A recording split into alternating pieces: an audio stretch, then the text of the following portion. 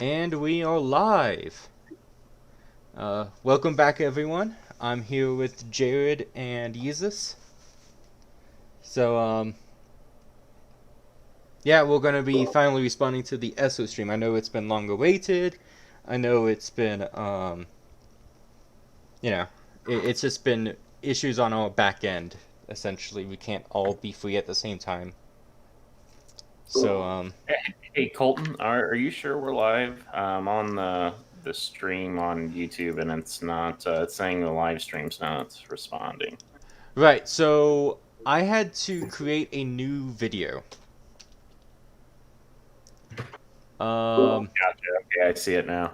so I'm gonna unlist the other one, and I am going to share this new one.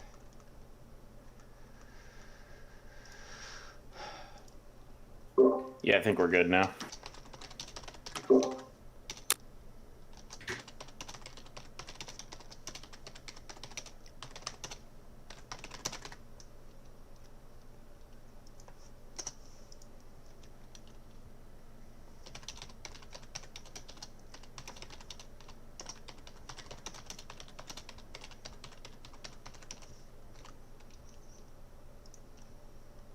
Let me just share this around. I'm kind of just waiting for people to show up, so. Because there was 2 rating previously.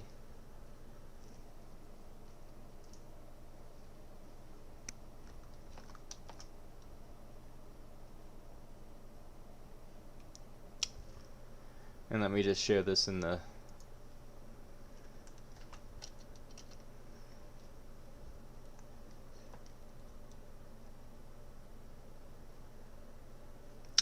Okay, we should be good to go.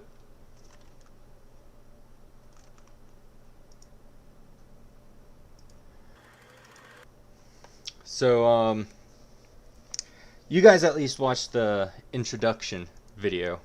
Yeah, I watched both of them. First 2 parts or whatever it is. What was your impression of ESO? Uh,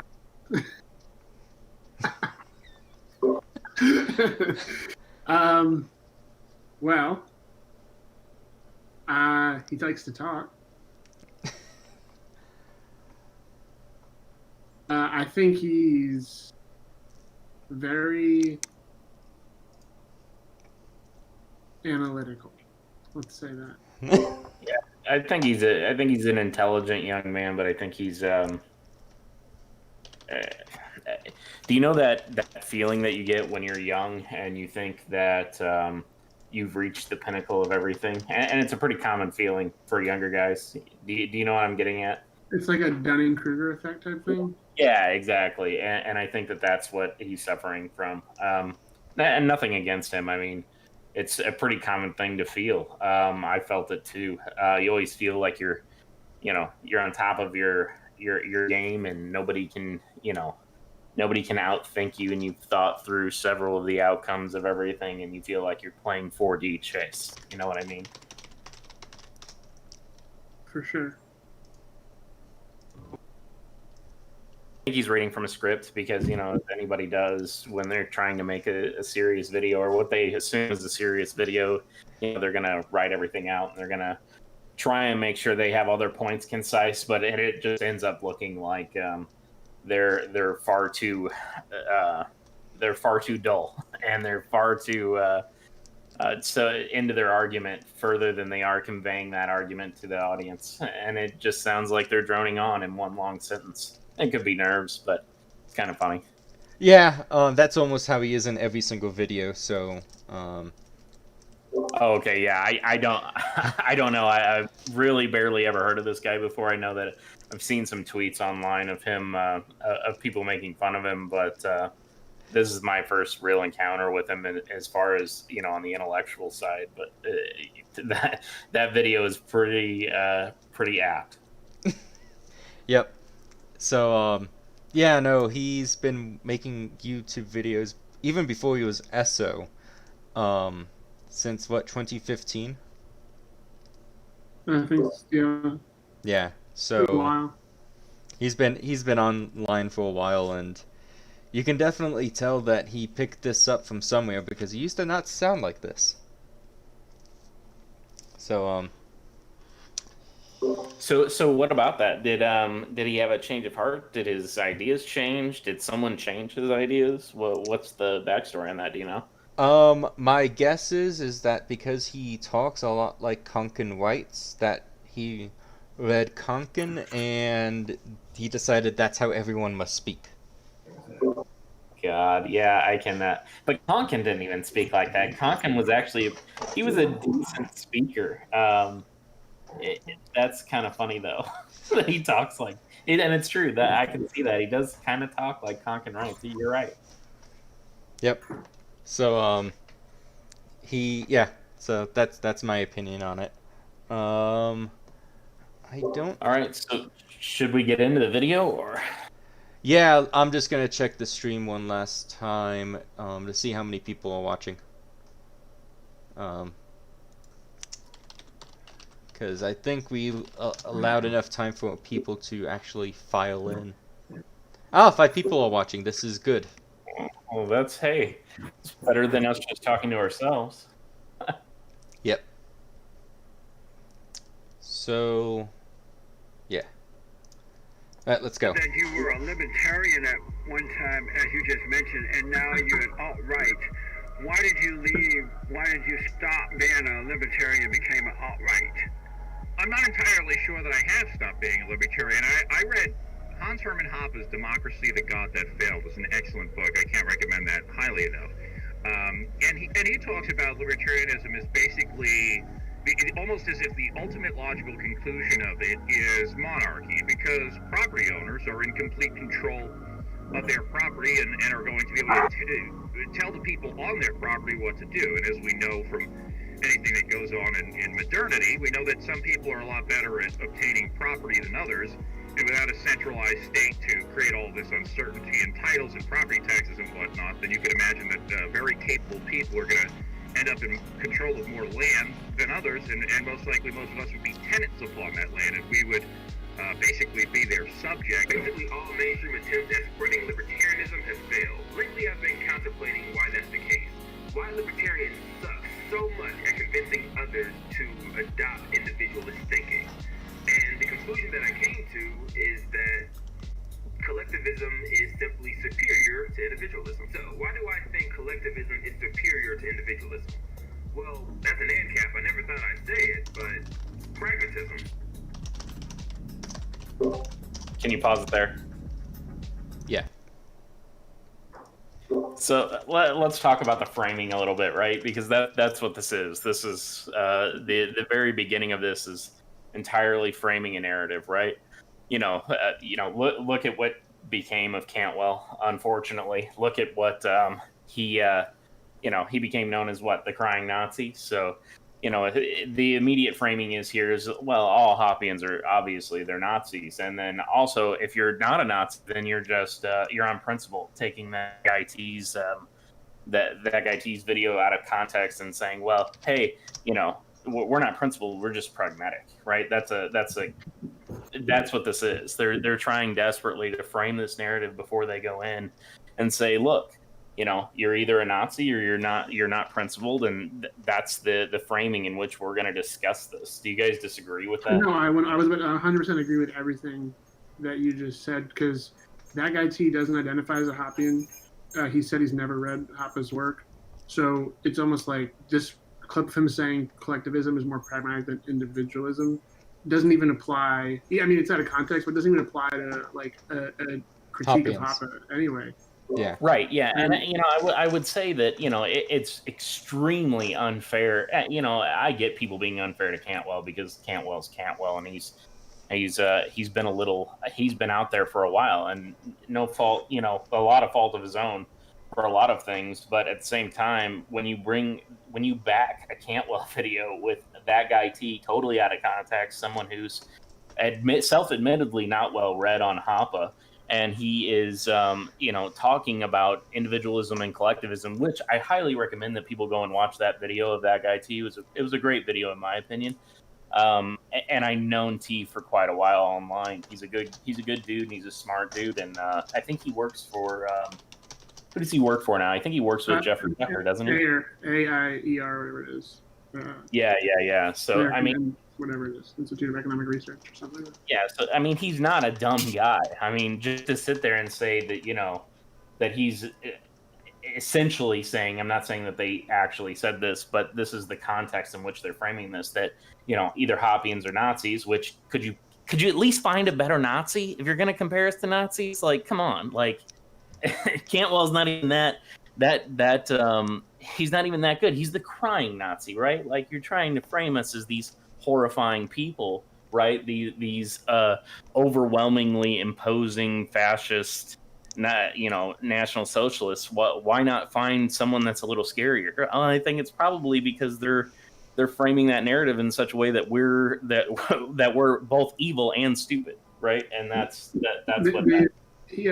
So it's Jesse Lee Peterson too. Like, that's like the level of like, here's like how to start the video, and it's like you couldn't have found Kinsella.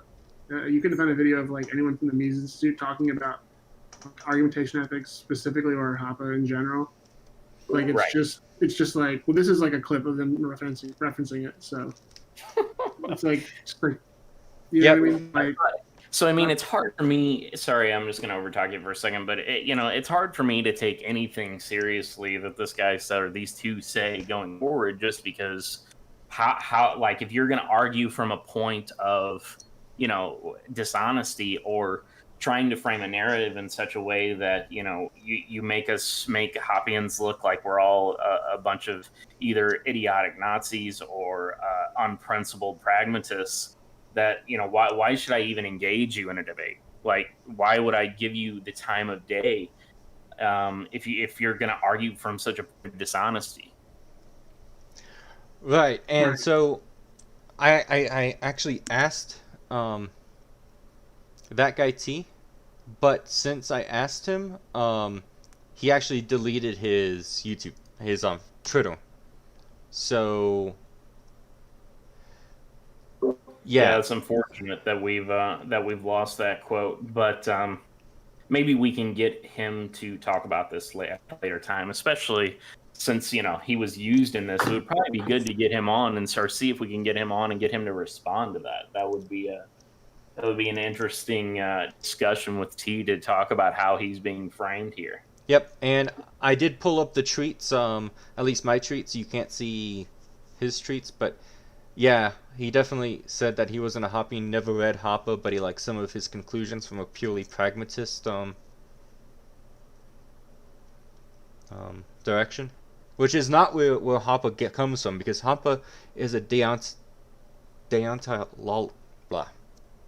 Yeah, he argues from a deontological perspective. I mean, he uses praxeology to form deductions, right? I mean, that's what he does. In fact, didn't he argue? In fact, I think I read this the other day, or I was refreshed on this the other day, that he talks about consequentialism as it's inherently praxeologically impossible. Actually, yeah. So go ahead. He does in the essay that part 1 is based on. He actually talks about consequentialism before and after he makes his argumentation ethics, and at the end he just says consequentialism is therefore fatally flawed. So right. And it is, because I mean, if you're talking about argumentation ethics in general, you can't argue for something that presupposes the existence of private property. I mean, private property has to exist, or if you want to use a more generalized form of private property of self-ownership, that has to exist before you can even begin to argue that you don't need to wait for outcomes, right? Therefore, total contradiction in terms. I mean, it's like saying, well, I don't exist. It's the same thing, right? So you just can't argue from that perspective. It doesn't make sense. But at the same time, if you want to analyze something pragmatically, looking at Hoppe and saying, well, that I support that, not because I've read and understand the deontological or the deconstructive argument, but simply from a pragmatic view. That shows not only that Hoppe has the philosophical take correct, but that his philosophical conclusions will lead ultimately to a pragmatic result that most people will find appealing. That's what makes Hoppe so wonderful, is because he's not synthesizing those things, but the way that people view them becomes synthesized, and that is just it's brilliant and it's amazing. Yep, and forgot what I was gonna say because you. Oh right, this wait and see approach of consequentialism is really beautifully undone by Hoppe in like the last 2 pages of that 7-page essay. That's good. I'll have to re-review that. I haven't refreshed my memory on argumentation ethics in a while, and I need to do that because I need to incorporate it more into my theory, as I was speaking earlier on Twitter about. I need to make sure I use that as a proof, as that as a proof of what I'm going to talk about. I don't want to give too much away, but Yep.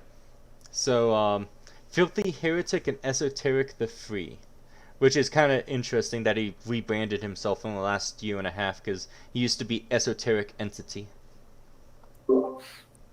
Esoteric the Free. Okay. Yep. All right, let's continue if you guys don't have any other comments. Yeah, no, it's just a framing, and it's kind of a underhanded way of going about opening this, which we'll get to in a minute, I believe. We're talking about how much of a Chad Hoppe is sitting next to Rothbard, how short he is. I was just about to say that. I love this photo just because, for Hoppean.org, this is kind of, it's reverse, but this is kind of what the logo is based on, is Hoppe's, his appearance here with the glasses and the hair and all of that, and that's it's aesthetic. He's like just towering over him. Yep. Yeah. Well, he is a German, so it's extremely true. Yep. Oh, yeah, I think this is where is this. I also think this is where the hyphen is wrong, right? Hit play. Oh no, it's not on the next one. Then keep playing. Okay.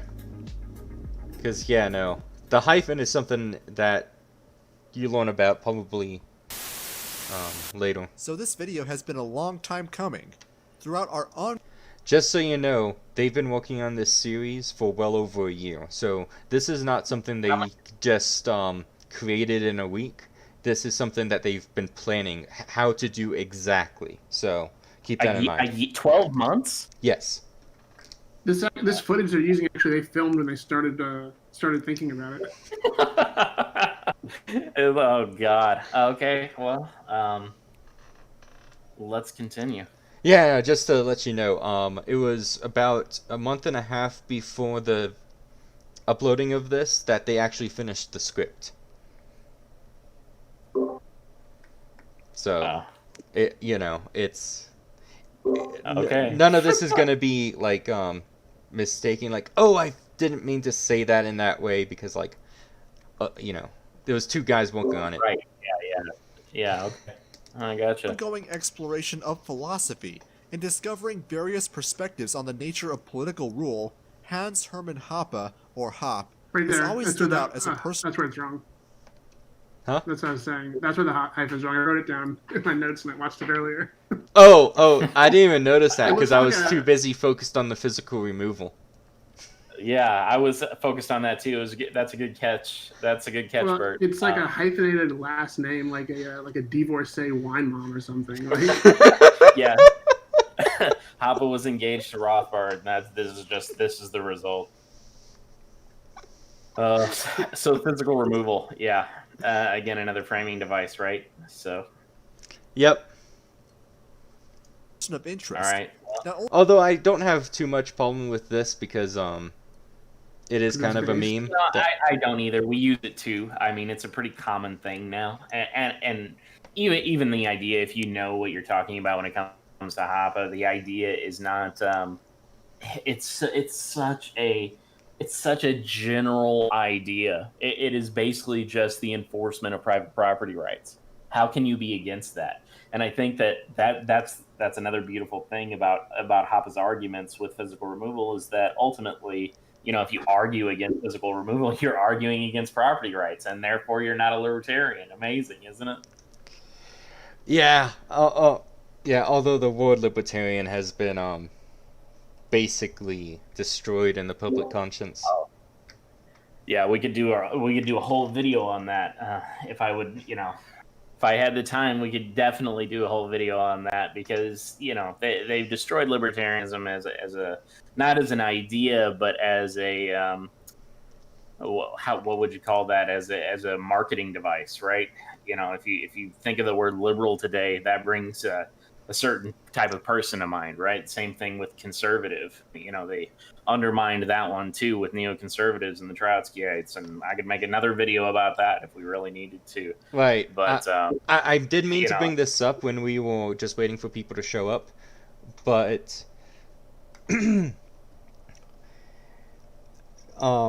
Smith today on his podcast, or technically yesterday if you pay for it, said he was talking about his interview with Spike Cohen, and he said, I would rather them not participate in the culture war at all and just talk about the wars, the drug war, all of this other stuff. But it just reminds me of Conquest law that anything not explicitly right-wing will become left-wing over time. Yeah, and this is, I don't want to get too in-depth with this conversation, but we should definitely, if you guys have time, have a discussion regarding conquest law and subversion, not only within the liberty movement, but in all political avenues, because it's such an important topic that not many people know about. But anyway, this goes back to the French turn, and even before that with Trotsky, him flipping the Socialist Party to be communist by putting plants and people in there to slowly undermine that institution, which and now today there's literally not even a philosophical difference. I mean, at least not a significant one. I mean, communism is just a derivation of socialism itself, but it's such an interesting topic, and I'm hoping that these guys, and maybe you two will know, but I'm hoping that these two are not a victim of that same type of behavior, or ones even perpetuating it. So, but maybe. So Esso is a left market anarchist, and like Filthy. Like a Tuckerite? No, he's a C4SS guy. He's a what? C4SS Center for guy. Civil Society. Oh no. So that's He, who's going after referenced, Hoppe here. Roderick Long 7 times in this fucking video. Yep. Oh god. Okay. And then Filthy Heretic so I is. So I should give them no leeway at all, is what you're telling me. Yeah, no, they all leftists going after Hoppe because he's not leftist, basically. Gotcha. Okay. All right. Well, let's approach it from that side then. I think they try to approach it from an Austro-libertarian perspective. I think they're Right. Austrians, they claim so, and they think he's violating. I think that's why they try to frame him as being pragmatic in the beginning or something, because they try to frame him as violating his own or violating Austrian economics. Right. So the left. So that's important though. Let's talk about that, because this is again another common tactic, right? This is the same tactic that the neocons use to undermine conservatives, is trying to hold people to supposedly what they say their principles are, even though those principles aren't what they're either not violating or not what they should be held to. And that's the way that neocons really did undermine the conservative movement. So Right. I think it's important to talk, if they are going to argue from that perspective, it's important that we get certain things clear when they're making those arguments. So that's a good point, though. I mean, if they're going to frame it like that and they're going to talk about things from an Austro-libertarian perspective, and not talk about fringe people in that movement, and talk about the main people, if we're going to talk about, specifically Rothbard, Mises, and people like that, I guess we'll see what they have to say. But Right. So the left market anarchists believe they are the true quote-unquote Austro-libertarians, and it's the right libertarians that are like perverting it, essentially. Like Konkin, I think, identified as like an Austrian himself, like, right? Yep. Yeah, he did. Yeah, which is a bit ironic, and I think Rothbard found that ironic as well. Yeah. But anyways, it's, you know, them thinking they're Austro-libertarians and, or at least full adherence to Austro-libertarians should be fairly unsurprising once you learn they're an LMA. So. Yep. All right, cool. Only in regard to his unique takes on certain libertarian concepts and ideas, but also the esteem to which he is held in both mainstream, second stream, and other libertarian circles. Yet he is also controversial. Let me just frame this for the audience. I should have done this at the beginning. I'm the only one that has anything prepared for this.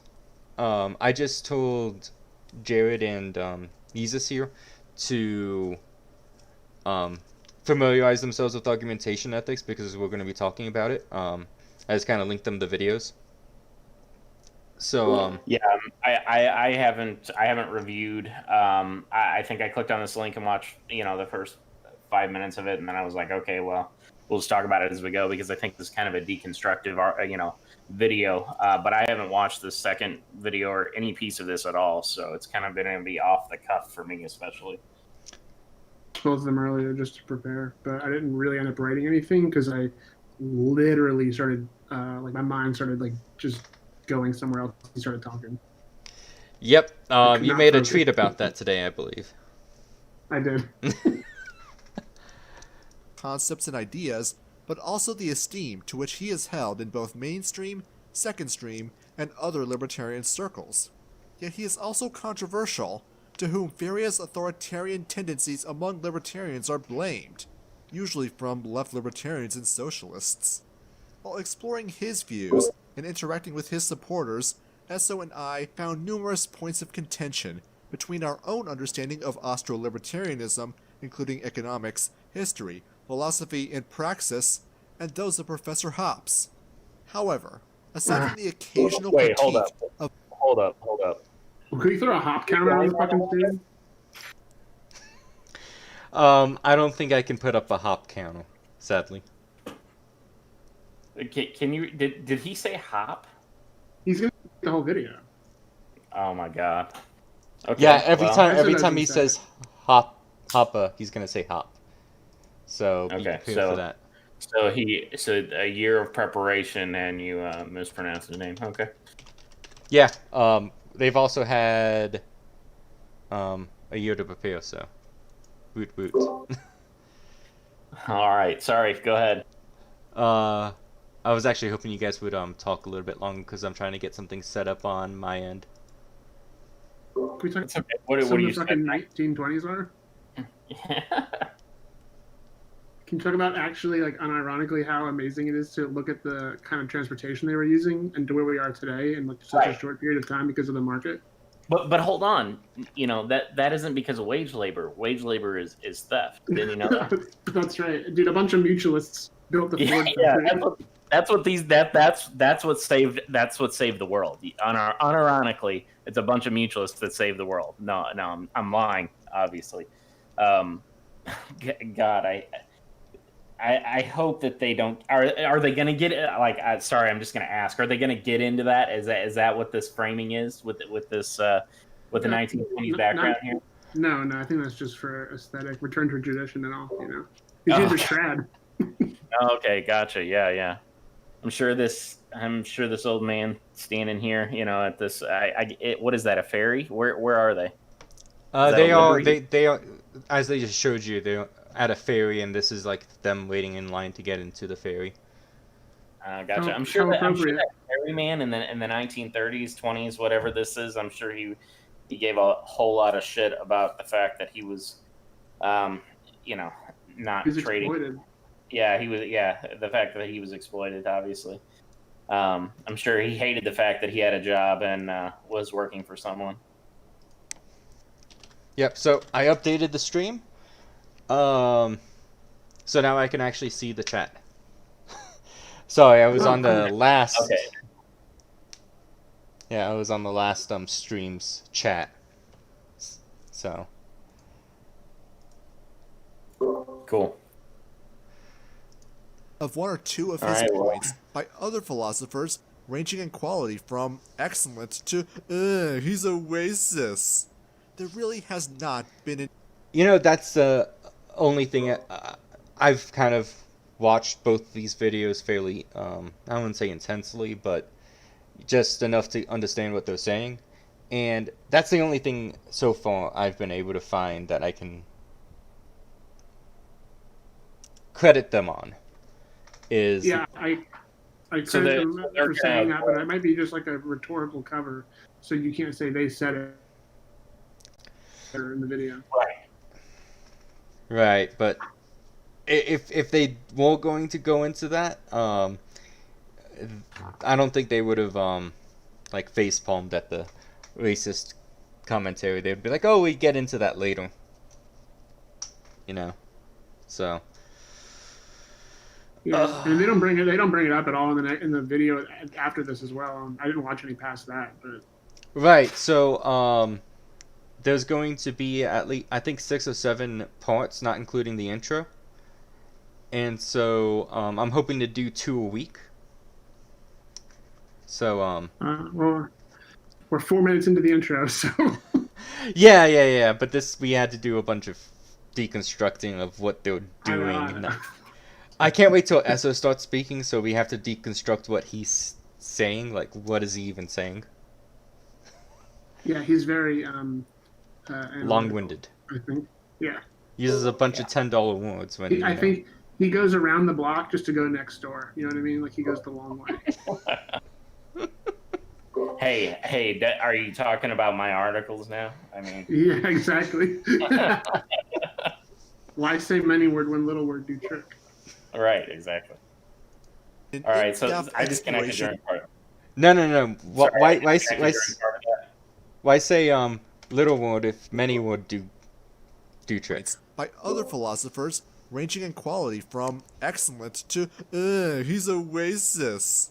There really has not been an in-depth exploration and critique of the ideas of Hans Hermann Hoppe.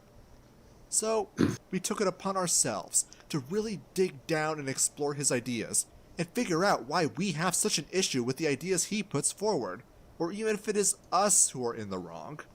What we found are several points where Hoppe goes astray from Austrian methodology, libertarian first principles, and even methodological individualism. By the end of this multi-part hold on. series, you, dear viewer, Yo, So, Huh? so is it really, buddy? I mean, are you really talking about that? Are you really thinking that you're going to be wrong and he's going to prove you wrong and you're just going to cancel the whole video series? Or are you being a little dishonest there? Sounds a little bit like you're being a little dishonest there. right. Did you know that Hoppe went against methodological individualism because he said the word "we"?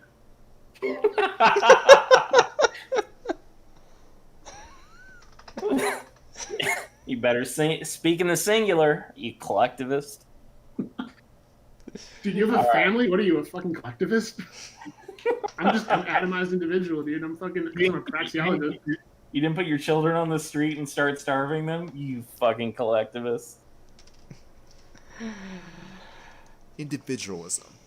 By the end of this multi-part series, you, dear viewer, should have a solid ground for not only understanding Hoppe, but the implications, complications, and I really do need what is it going to be, a 4 or 5 hour long video series to understand Hoppe. I didn't learn that as a kid. Yeah.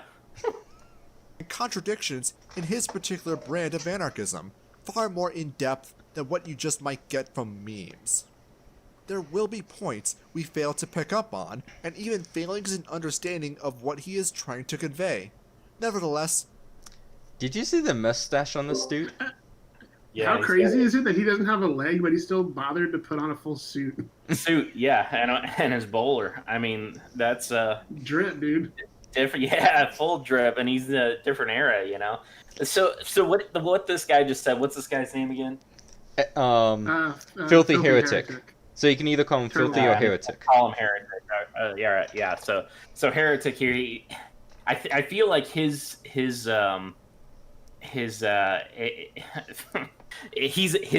manner and tone is a little a bit the inverse. It's a little overly played up. You know what I mean? It doesn't feel authentic. Say that again. Are you there? Jesus. I think he. What? I Jesus. thought I was my microphone. Oh, you knocked Sorry, over your what were you microphone. Okay. Huh? What's up? I was just gonna ask what were you saying before you split? Oh, nothing. I thought I muted my microphone, but it might have still picked up from my laptop. I was talking to my wife. Oh, sorry. Okay. Okay, I don't think that actually. I feel like this guy, this heretic guy, is he's a little. He's the opposite of ESO. He does speak. He does break up his words, but he's very inauthentic and very very animated with his voice. And I'm not, I am criticizing the guy, but from this perspective, I think at this point I'm just gonna make fun of them. But I came here to shitpost. They're again couching their argument as, well, we don't know everything. We might be wrong. Like, take some ownership. And if you're gonna argue and you're gonna put this forward, have the balls to say, this is what we believe, you're wrong. This is why you're wrong. And I'm going to show you why you're wrong. Don't sit here and be like you're trying to give some, independent third party documentary series about Hoppe and how he's been led astray by the wolves. You know what I mean? Like, be honest about it. Just own it.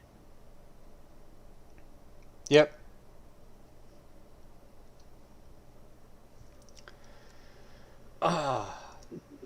We made our best All right, attempt to criticize his ideas as they are written, and not some straw man formed from our limited understanding. Any such misunderstanding on our part is therefore on us, and should not be construed as a flaw in Hoppe's works. Nevertheless, we put this forward because Esoteric the Free and I do genuinely believe that these flaws are not mere disagreements, questions of preferences, or eccentricities that might otherwise taint an otherwise excellent philosopher's literary canon.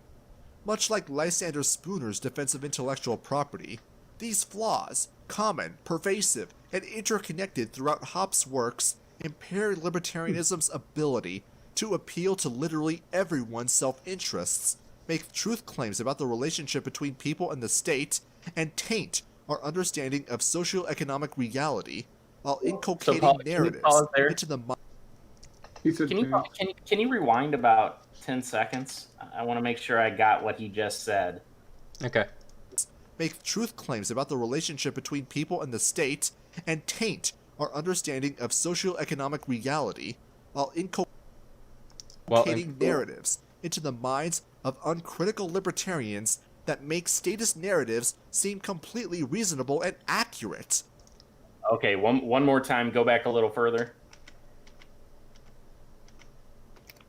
Okay. Spooner's defense of intellectual property. These flaws, common, pervasive, and interconnected throughout Hoppe's works, impair libertarianism's ability to appeal to literally everyone's self-interests, make truth claims about the relationship between people. Okay, so where in any Austro-libertarian theory does it say that libertarianism needs to appeal to anyone's self-interest? Can you guys help me with that? It would, well, not in Austro-libertarianism, but in general libertarianism, it's viewed to basically consequentialists and it wouldn't be just consequentialists, it would be the utilitarian type libertarians that would believe in that type of stuff. Right, which is, and that's probably what ticks me off is like, well, why are they saying, well, is that an honest argument, or is that, are they trying to frame this as, that's what Austro-libertarian is. I mean, what are they? How are they framing that argument? That seems a little weird to me. Right. Free markets are only free markets, free no regulation, that type of stuff is only preferable to the consumer. It's not preferable to producers. The producers would love to have a monopoly. Right, right. But what I'm saying is are they trying to argue from the perspective that, you know, libertarianism needs to be marketable for it to be valid? I mean, that No, seems no. a little. It's not so much that from what I can gather, it is basically he thinks that Austro-libertarianism, not only is it deontological, because I think that he would say that it is, like it's deductive, but it also relates to your personal self-interest. So it's not just that this ethic is true and valid, it's that this ethic is true and valid, and it's the best one that helps you. Okay, all right. Well, if that's the perspective. That's at least what I got from it, Okay, all right. Well, I'm not going to argue too much with that. I mean, at the end of the day, that's, we do want everybody's self-interest, to be taken care of in a certain way. I just, when you start making those arguments on that side, it gets awfully fuzzy, right? You start talking about, well, we want the greatest good for the greatest number, right? I mean, that's where it feels like I always get led with those types of arguments, and it destroys me. Yeah, I'll be right back. I'm gonna go get a energy drink. All right, sounds good. Just hit play. So is that how you took it, Bert? And what do you want me to call you on here? You want me to call you Bert? That's fine. That's just my name. All right, cool. So is that how you took it? I mean, I don't know. Yeah. Well, also so I watched the whole introduction, and the whole thing is basically more or less I'm not saying it's unnecessary to watch because it's them setting it up, but they essentially don't really make a counter argument in the thing at all. They kind of just tell you what they're gonna do, and I'm just trying to let's get to the argumentation ethics. Right. But yeah, I mean, I agree, obviously. Right, but they're going to give you an overview of every single video that they're going to do, so it might fill you with rage enough to do more of these, because you know what's coming up. Yeah, I know.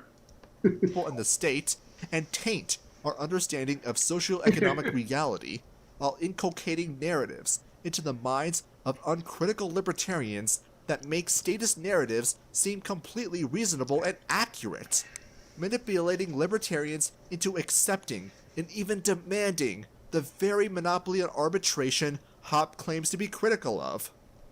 Suffice to say, this... Okay, so the premise here is that any and all monopolies are thus inherently wrong and not necessarily valid. But it's extremely worrisome that argument is made when one can say that the exclusive ownership of property is thus a monopoly, correct?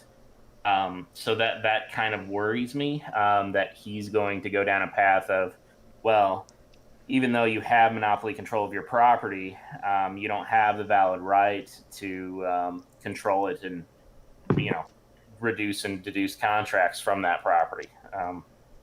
Is that a valid assertion so far? Do you think so? I don't know if you can make that argument specifically, but that's kind of what all the anti-covenant community people eventually get to. Gotcha. Okay. All right. It's such a specious argument. It really is. But anyway, I'm not going to dwell on it. Sorry. Right. So, I believe it's episode 4. They're episode 4 that gets into it. So, yeah, that's because they have an entire video on covenant communities, if I'm recalling correctly. Oh, I can't wait. Must be addressed. By all means, I encourage you, dear viewer, to read Hoppe's literary canon, listen to his lectures, come to your own conclusions. However, we believe an honest and critical examination of his work will bear out what we are to uncover. The way this will work is that we'll go through the aspects of Hoppe's ideas we believe to be important, explain the idea, to both contextualize our criticisms and also demonstrate our understanding of the subject. To clarify, our point of contention is not anarchism. We are anarchists too, and we have plenty of videos on this channel and my old channel on the topic. Literally weeks worth of commentaries, rebuttals, and video essays. We all recognize the state is a bad thing that needs to go away. That's hardly controversial. Our trouble with Hoppe isn't that he's an anarchist, it's how he approaches the subject, and intentionally or not, makes anarchism conceptually impossible. Before we begin, Was there anything there that you wanted to say? Yeah, he's just like the fucking bad guy from Notre Dame. Oh my god! Wait, they have furry avatars? Is that right? Well, he's not a furry; he's a scale, right? Because he's like a turtle or something. Oh god! How do you know this? How are there different? Oh god! Okay. No, I don't know. I was guessing. I'm just fucking joking. Yeah, I don't think you can be a furry if your fursona does not have fur. I think you have to be a scaly. Okay. Can have that conversation when I'm not here. But anyway, so what he just said, specifically with the Hoppe's arguments making anarchism practically impossible. Okay. So I thought that these guys were against practicality, right? I thought they were all against. They pragmatism, didn't just say practically, but they said theoretically and practically impossible. Okay. All right. Well, I mean, regardless, I think that, obviously I hold the counter position here. I think Hoppe's ideas are the most reasonable and the most probable to occur because he takes human action and history into account at the exact same time to come up with a method that we can all live peaceably and separate from one another if we so choose to, or come together in contract if we so choose to. Those types of covenant communities have existed. They've existed in several countries all over the world, much more so than you can say about the one decentralized community that I can think of as the Celts, right? Covenant communities have existed in many places and many times. I don't have the documentation or the reference links to me right now, but that it's obvious. I mean, if you look at take the Amish for instance, right? If the Amish were to live outside of the United States, which they do, and they live outside of many laws that happen within the United States, that is a functioning community that would essentially function like a covenant community. And I think it's just absurd to say that Hoppe, of all people, within the Austro-libertarian sphere, presents arguments that are impractical. That seems totally insane to me. Yeah. I've dealt with LMAs before. I don't know if Esso is going to make this exact argument, but basically they all come down to, when they mean anarchism, they mean a leftist definition of it. Oh, well, obviously, then we're obviously going to make that impossible. We're going to make that impossible by force. Yeah, so that's typically what I think of whenever a leftist says, they make anarchism impossible. It's like, well, no, it's more like human nature makes that impossible, but go on. Right, exactly. I can already tell that I'm giving them lots of ammunition if they choose to respond to this video by taking me out of context. So might as well just say, start up the helicopters and we'll see them there. Yeah. So let's go on. I think makes anarchism conceptually impossible. It was conceptually, not theoretically, but yeah, go on. Okay. Before we begin, let's define some terms that will be appearing quite frequently. First off is natural aristocracy. In every group of people, including a hypothetical free society, there will be people who earn the respect of their peers through achievement and reputation for possessing qualities valuable in an arbitrator. Thus, if people can't resolve these disputes among themselves, they will go to these people to resolve their disputes for them. This mantle of arbitrator will be passed on to their kids, forming an arbitration dynasty, the patriarch of which is an arbitrator by nature of his family's reputation for fairness. I, So for I would love to Go ahead. see where they can point to Hoppe, saying that there will be a dynasty of these people. Yeah, I've never heard that. If anybody would be anybody from the chat or you guys can point me to that, I'd be happy to read that. But I've never read that.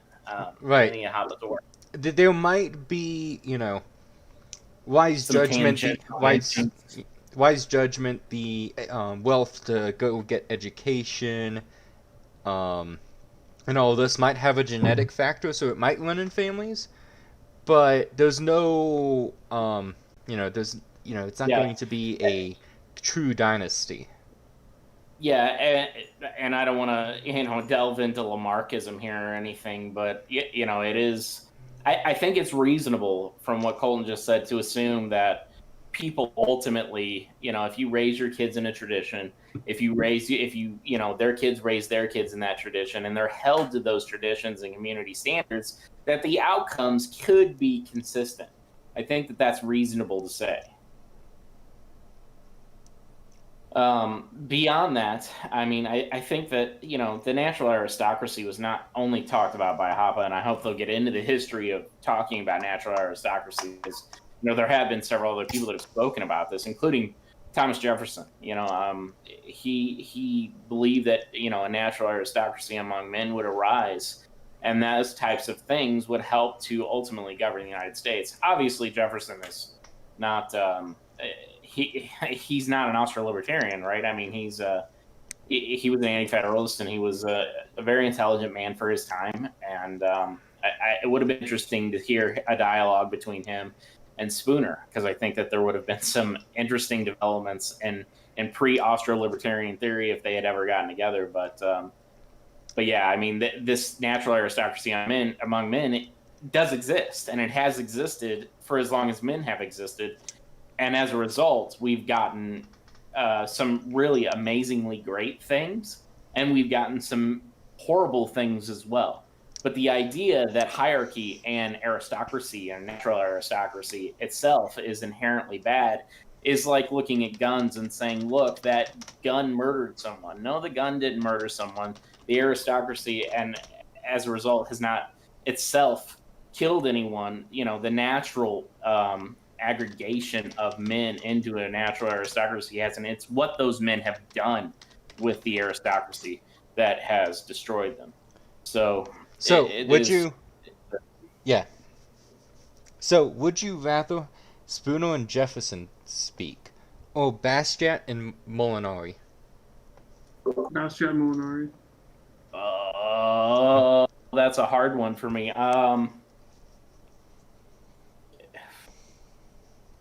I think I would actually rather see Spooner and Jefferson speak, just because I think, if we're talking not only from the perspective of I get to watch it, but it will affect history, I think that the impact there would have been immense, and it would have been for the better. Yep, so. Prudence and wisdom. This system of society being arbitrated by arbitration dynasties is a natural aristocracy. Now, in the absence of a state, social order would be achieved through the enforcement of social norms, property rights, and the resolution of disputes by the natural aristocracy. This is what Hoppe refers to as the natural order. And by a state... No, saying, let's get... Damn it. This is what... He moved that away way too fast after he made his sentence. This is not really what I think anyone really talks about by a natural order. Is the natural aristocracy basically enforcing social norms? Yeah, yes and no. I mean, There is some. I mean, you could deduce that from natural order. I mean, you could. Certain people would rise, and as a result, aristocracy would create a social norm that would then be enforced not through the aristocracy, but through people itself having been raised in that type of society or environment. But the idea that natural order is itself um, a result of aristocracy is just, if that's what he's getting at, is totally incorrect. Natural order, I think, as everyone well knows, is what the human condition is, right? This is the way that we order ourselves, and this is the way that things are ordered. Like if you Right. look at people are different. Certain people are very strong, certain people are very weak, certain people are very smart, certain people are very dumb. We can aggregate those and draw statistics from them and things like that. But that's the kind of order that we're talking about, and that's why capitalism itself is a natural order, right? Because it's not enforced, or it's not derived through force. It derives naturally, Like spontaneously. Spontaneously is a great word. It's the same thing with the family, right? The family is a natural order, and as a result, those things are to the benefit, I think, of mankind, because that's who we are, right? There are certain things that are natural to our existence that are good for us. The resistance and the urge to not murder people, obviously, violence is very much a part of the human condition. Yeah. So, So, like, the only way to stop a bad guy with a natural aristocracy is a good guy with a natural aristocracy.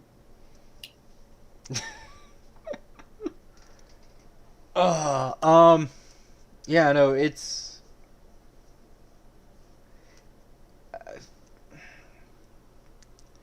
I think, this type of confusion is born out of people not realizing that covenant communities are communities based on a covenant and not like city states or countries based on a covenant. So there's no like uniform social norms. You're gonna have variations between communities on what the social standing, what the community standards are. Right, exactly. And the market will work the way it works for every other thing of having a bunch of different options for different people's preferences.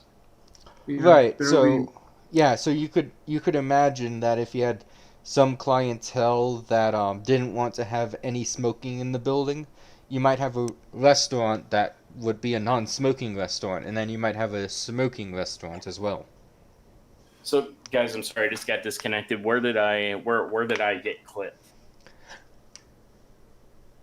You Good said violence is a part of naturally part of man, and then you got cut off.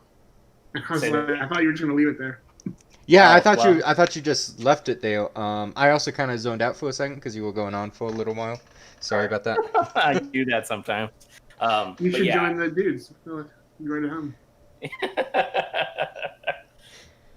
So anyway, sorry if what I said made sense, you can continue on. But ultimately, I'm sure what I said will be taken out of context. But I mean, later on. Yeah. Today, yeah.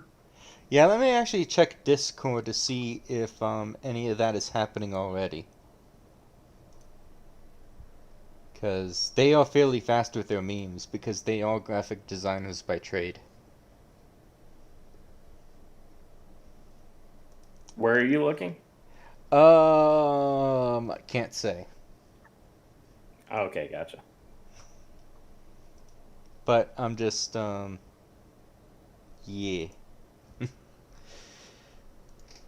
All right, well, let's go on if you want. I'm gonna have to drop off here, so let's try and get through the rest of this pretty quick. Oh, man. Okay. That's the natural order. I mean, not And by immediately, estate, but I don't want to be SO, on until Hoppe, midnight. and I mean a geographical monopoly on arbitration. So, without further ado, let's begin.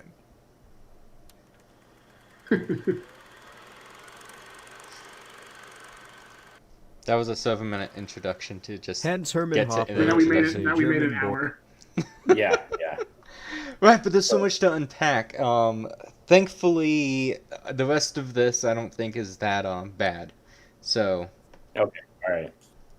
Self-proclaimed Austro-libertarian philosopher and economist who over a career spanning nearly 50 years has produced a series of works primarily on the subjects of historical revisionism, that is, works which look at and attempt to correct the historical narrative surrounding certain occurrences and periods, and revise them to more accurately reflect reality based on evidence or observations not taken into consideration when forming said narratives.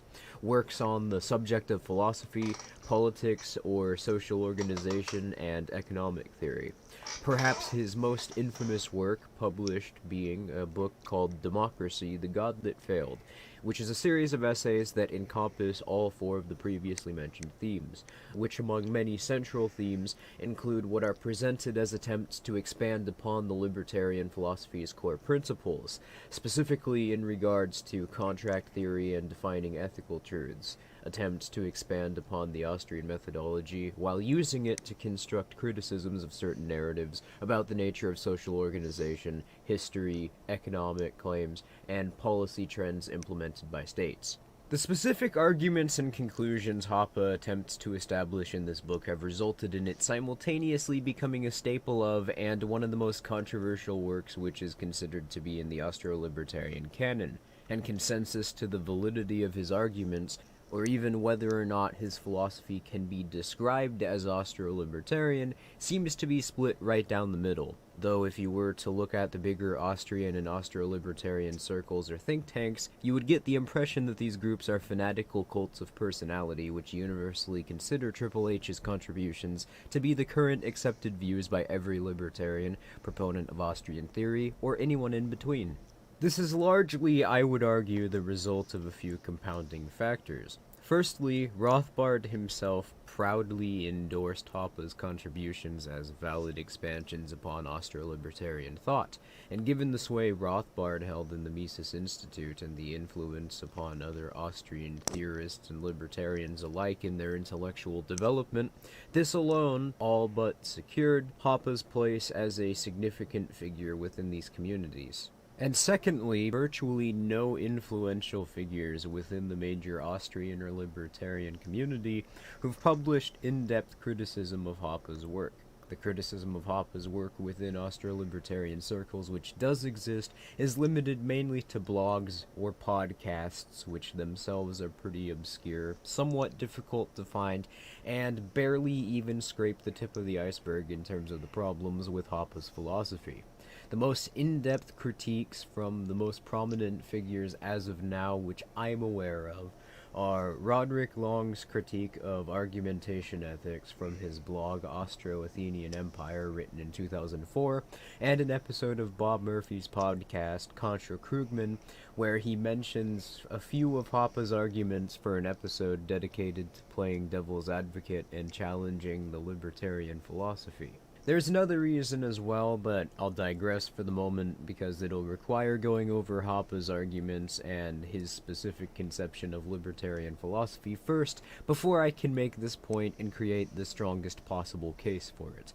Anyway, Hoppe's bizarre ethical claims, or lack thereof, unusual slant on approaching what he describes as a praxeological analysis of human action, and what he envisions as being the logical conclusion of liberty, is all awfully convenient for critics of the Austrian methodology and libertarian philosophy alike, which is one of the main things which put him on our radar, because his arguments for libertarianism and his Wittgensteinian picture he paints a free society to look like much closer resembles the ANCAP Picardia ball memes than it does the strongest possible cases which Hoppe's work frames itself as an expansion upon, critiquing political authority, demonstrating the nature of self-ownership, explaining... So pause. Yeah, I was gonna say. I think it's not only rude, but it's absurd and dismissive to compare Hoppe's arguments, which are echoed and championed by Rothbard, as little more than an expansion of memes. That's just ridiculous.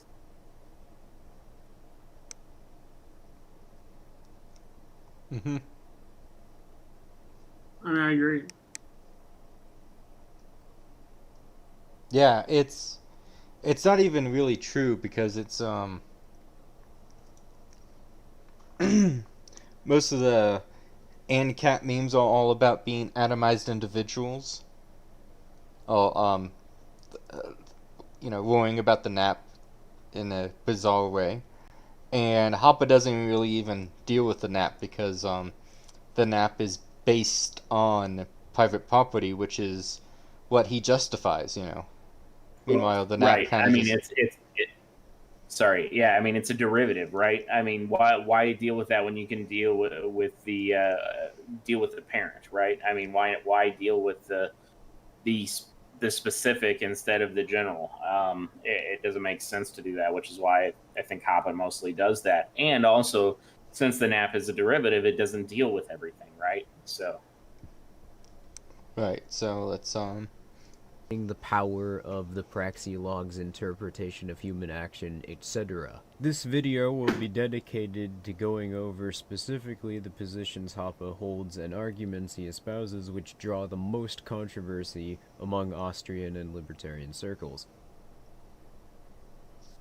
Alright. So next one. So hey, before we start part one, can you go down a little bit into the description of part one's description? Are there any reference materials in there to Hoppe or Hoppe lectures or Hoppe links to Mises or anything like that? No. So how on earth can you sit here before we even get started and attempt to deconstruct what I assume they're going to try and deconstruct argumentation ethics without providing the source material? That's ridiculous. Right. Also, you see what I have highlighted right here? That is all for crypto. So, okay. All right. I just thought that was funny because it was like almost half of their entire length. I guess I should say like 40% is crypto stuff. Donate to their furry OnlyFans page. Yeah. Yeah. So let's get into this. I will say I do like the introduction, at least the sound and the waving of the picture. Yeah, they had they got the Hoppe wave, correct? Yeah, so. By simply engaging in verbal discourse, one implicitly agrees to a set of rules and guidelines, even more so when one engages in argument. Oh, 1 second. I do want to start something else before we get into part one. Alright, so this is how Hoppe currently introduces you to argumentation ethics. It's just going to be a couple minutes. So wait, what's the title of the video for people that are listening? So you can see it in the stream. It's Hans Hermann Hoppe, Realistic Libertarianism as Right Libertarianism. It was from PFS 2014. So, just make you aware of it. A German translation done by Robert Grötzinger. Can you pause for 1 second? Sorry.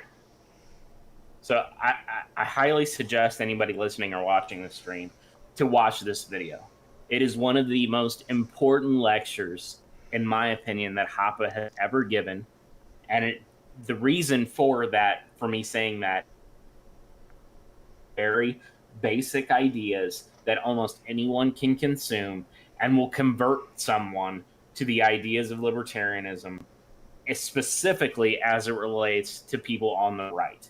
And if you want to share this with your conservative parents, or you want to share this with your friends at church, I think that this is a wonderful introduction video. It's not concise. It is a little long. But if they watch the whole thing, I think most people will find that they can't disagree with it. Yep. So, Let's get on with it. Has also just appeared in a German monthly, Eigentümlich Frei. As the host of this conference, I take the liberty of bothering you for an entire hour. How dare he? As the property owner, actually, deciding. Yeah. Actually, my God paper forbid. is significantly longer, so this is already drastically shortened version. And it will be a little bit of a programmatic speech. So let me begin with a few remarks on libertarianism as a pure deductive theory. If there were no scarcity in the world, human conflicts would be impossible. Interpersonal conflicts are always and everywhere conflicts concerning scarce objects, scarce things. I want to do X with a certain thing, and you want to do Y with a certain thing, and that must lead to conflict. And because of such conflicts, we seek out norms of behavior with the very purpose of avoiding conflicts. If we did not want to avoid conflicts, the search for norms of conduct would be obviously senseless. We would simply fight and struggle. Absent now a perfect harmony of all interests, conflicts regarding scarce resources can only be avoided if all scarce resources are assigned as private exclusive property to some specified individual or individuals. That is logically so. But who owns what? So I think it's a brilliant take to say that most of human conflict does come down to an argument of property, right? And this is where Austro-libertarian theory rests, right? It's on the basis of property rights. And I think that ultimately, if you pick up some of the nuances in what Hoppe is saying in regards to the conflicts of property and owner, or of the individual or individuals, you'll begin to see the seeds of covenants, right? And I think that ultimately, when Hoppe gets around to his point, you'll see that, right? And you see that in his writing and things like that. The covenants are ultimately they're a natural progression of property rights. But anyway, sorry, I just wanted to pause and make that point. Individuals. That is logically so. But who owns what scarce resource as his private property and who does not? Now, first, each person owns his physical body that only he and no one else can control directly. Only I can lift up my arm. You can lift up my arm only indirectly by first using your physical body. Did you have something, Jesus? I just said optics check. I'm just shitposting. You can get So each person owns his physical body because only he can control it directly, and you own your body because only you can control it directly, and everybody can control your bodies only indirectly. Otherwise, if body ownership were assigned to some indirect body controller, conflict would become unavoidable, as a direct body controller cannot give up his direct control over his body as long as he is alive. And second, as far as scarce resources are concerned that can be controlled only indirectly, namely by our own nature-given and unappropriated body, that is, exclusive control over property is acquired by and assigned to that person who appropriated the resource in question first, or who acquired it through a voluntary, conflict-free exchange from its previous owner. for only the first person, the first appropriator of a resource, and all later owners connected to him through a chain of voluntary exchanges can possibly acquire and gain control over this resource without a conflict, that is, peacefully. Otherwise, if exclusive control is assigned instead to latecomers, conflict is not avoided, but contrary to the very purpose of norms, conflict is made unavoidable. Now, let me emphasize that I consider this theory essentially irrefutable, as a priori true.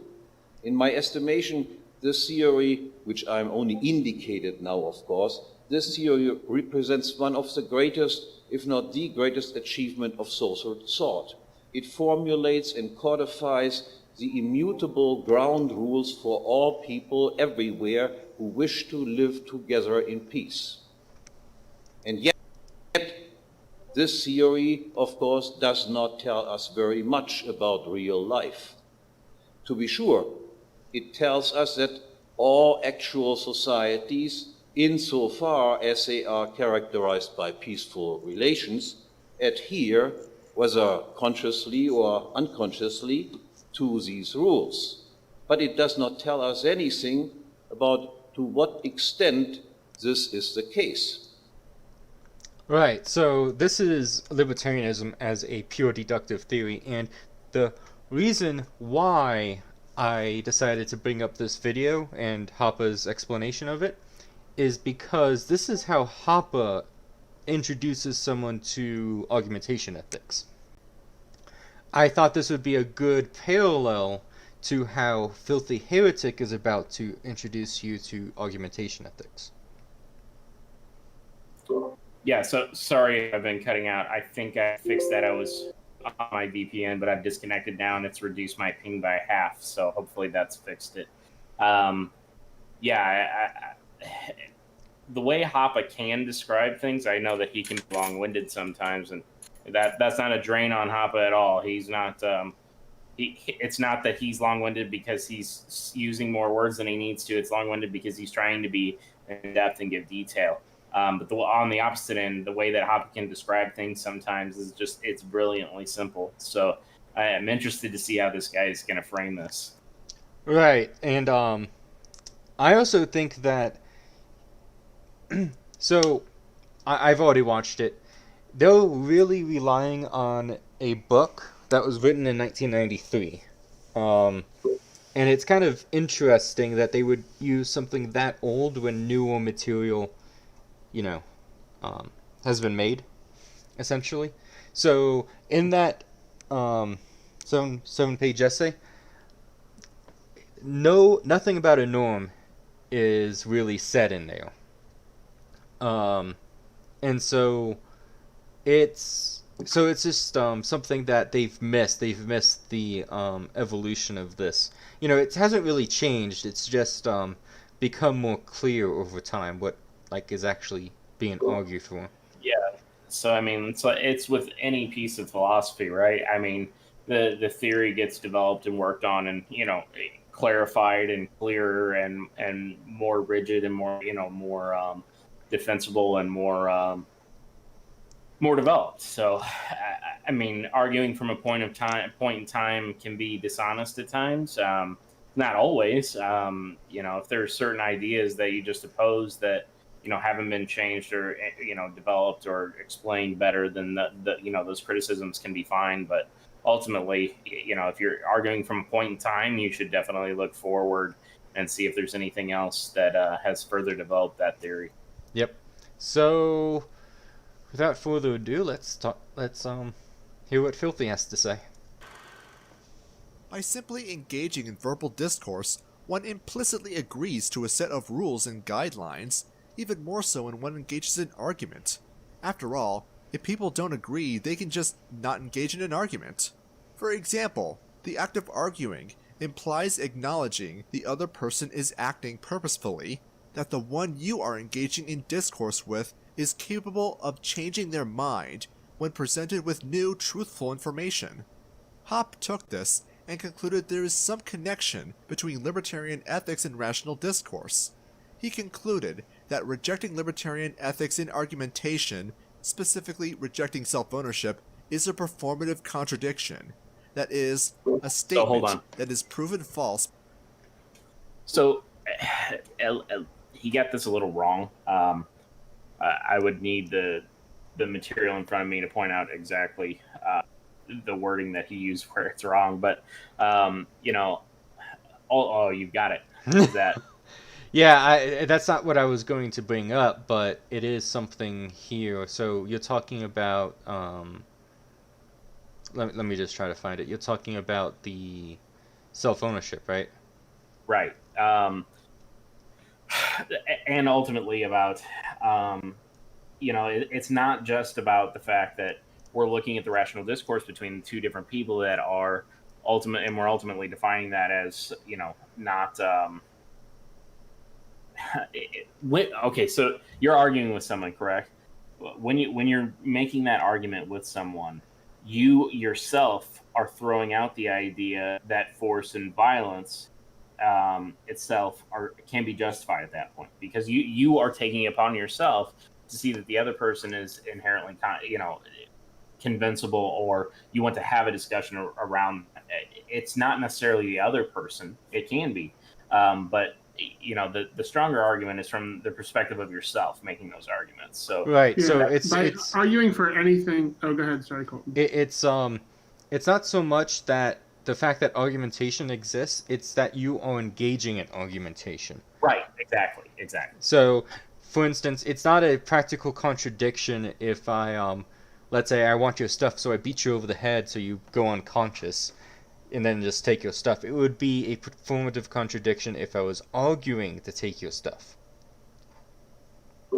Right. So go ahead, Jesus. Bert, what did you have?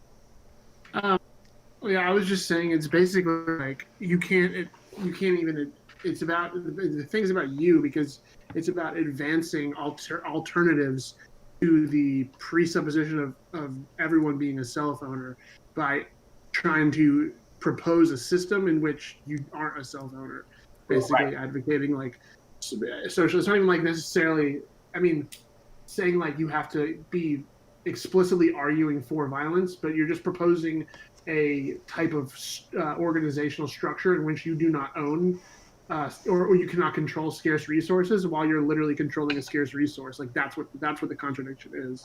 Right. And there's I really got to get my article done now, because I've talked about it twice during this stream though. But I talk about this in regards to the idea that what is self-ownership, and it's the ownership of yourself. But what is yourself? Your thought and your action, and how you interact with the exterior world, and how that how putting that forward and out there is ultimately going to be, when I incorporate argumentation ethics in my argument, a proof of that, right? So you're not only, and this is where it can get a little metaphysical, but the idea that you own yourself, and as a result of you making arguments, you can then reverse engineer property rights from that.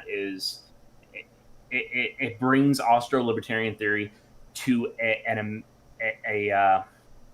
what's a good word here? It brings it to a flashpoint kind of where things start to make sense, not only from a philosophical perspective but from a metaphysical perspective, and that's exactly really.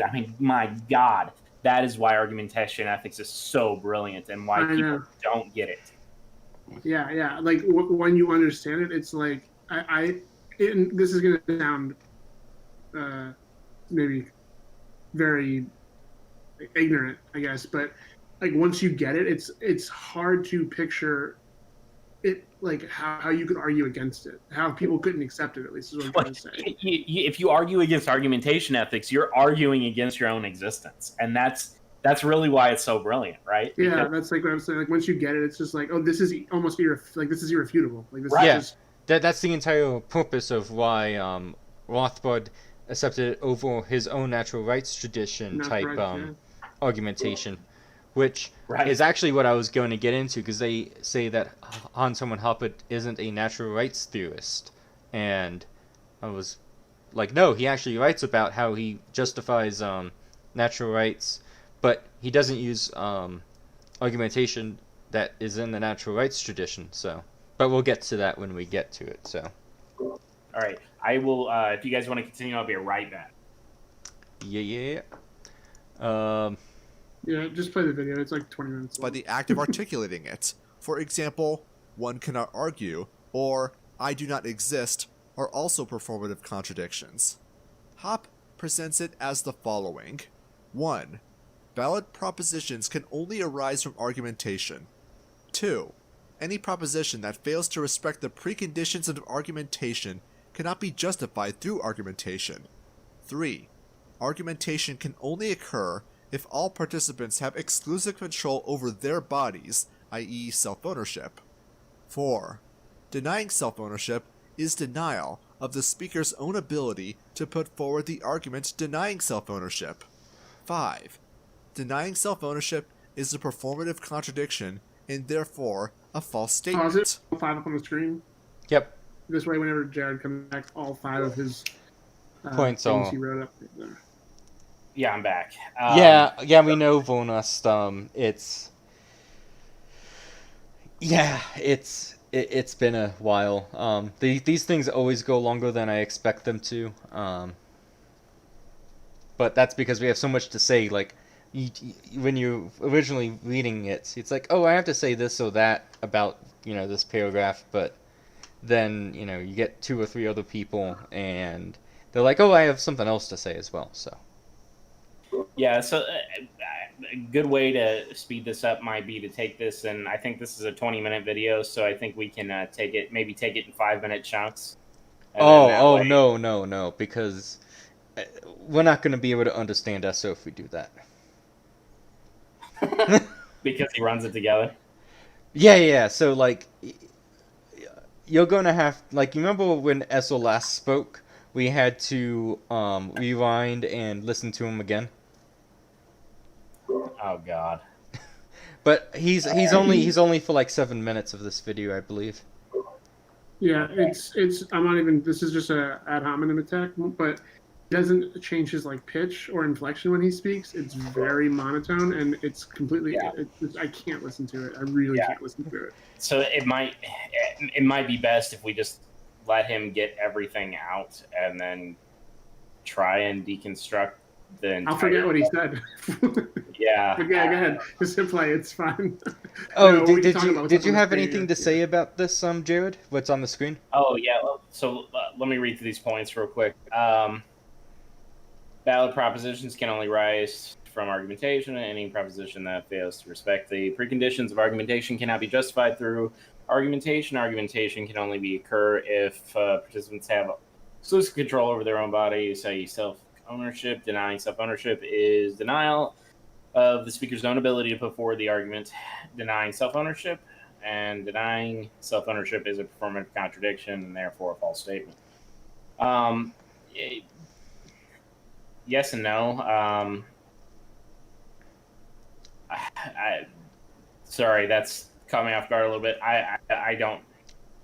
It would take me a minute to think through each of those points, but right. So on their face, I mean, they look okay on their face, but I'm not.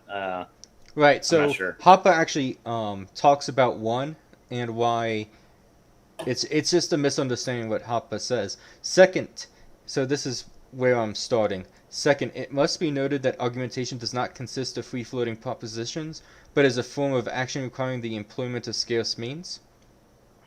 He also says there's no way of justifying anything unless it is a justification by means of propositional exchanges and arguments. So what he's saying is valid propositions can exist outside of argumentation, but you can only you have to argue for them in order to propose them, essentially. It's not just they're not just floating in space and you can't just absorb them. They have to come to you in your brain from an argument. from an argument, yeah, from someone else proposing them So to it you. might, so it might be more accurate to say valid propositions exist as a result of argumentation. Well, not it's- they don't. exist, Not even valid. I mean, even any proposition. any you could- proposition, right? Yeah. well, any proposition that we know, you know. Right. Right. But it's I don't know. It's just a weird statement. It's oddly phrased, yeah. Semantics. I don't know if it's like a semantic thing or it's going to be something that down the line, like well, if you accepted all these, then Right, yeah. So let's say that we, on the face, accept these as more or less. more or less true. Yeah. Yeah. If you had, yeah, I mean, you could probably be just play it. It's fine. For example, a thief does not validate his actions through argumentation, their actions being independent of the choices or preferences of the other party after all. They just steal what they want. The absence of this ability to validate theft or rape or kidnapping or murder through argumentation is a demonstration of their non-validity. That's not what Hoppe's saying, because when you rape someone or steal something from someone, you're not actually in the process of an argument. Right. You haven't started that argument. You started action, right? And at that Well, you point, started a different action than argumentation. Right, exactly. And as a result, you're not. If you had begun that rape with an argument of the justification of why I'm going to rape you, then you would be caught in a performative contradiction, right? Yeah. So you actually have to be doing. You have to Yeah. be in the middle of an argument in order to have this performative contradiction. And did Jesus just give the democratic justification for gang rape? Right. Anyways. Exactly. Like free trade, which is negotiated through argumentation and either agreed upon or So, while it is true that you barter with someone in order to make a trade, well, barter is probably not the right word, but you do argue in a free society a lot, like in free exchanges. However, that's not really what he's talking about. He's not saying that you have to argue in order for you to be justified. We already explained this, but it's just a non-understanding. This is why I wanted to respond to this so badly, because it was like, these guys don't seem to understand Hoppe at all. No, yeah, and I think that ultimately trying to extrapolate argumentation ethics over other certain areas that haven't been developed by Hoppe is a little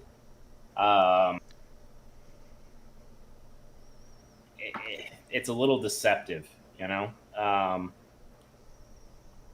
I for one would love to hear Hoppe talk more about argumentation ethics applied outside of the realm of normal argumentation, and as a result of bodily autonomy outside of that.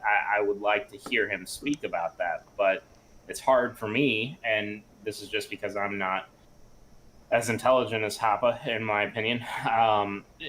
It's hard for me to make those applications clear. And I think that, to be fair to these guys, that's probably why it's hard for them to pick it up as well. Yeah. So, let's continue. fused. From this framework, Hoppe claims a rational, value-free proof of libertarian ethics from which to derive the principle of self-ownership. Hoppe compares this to other libertarian philosophical traditions.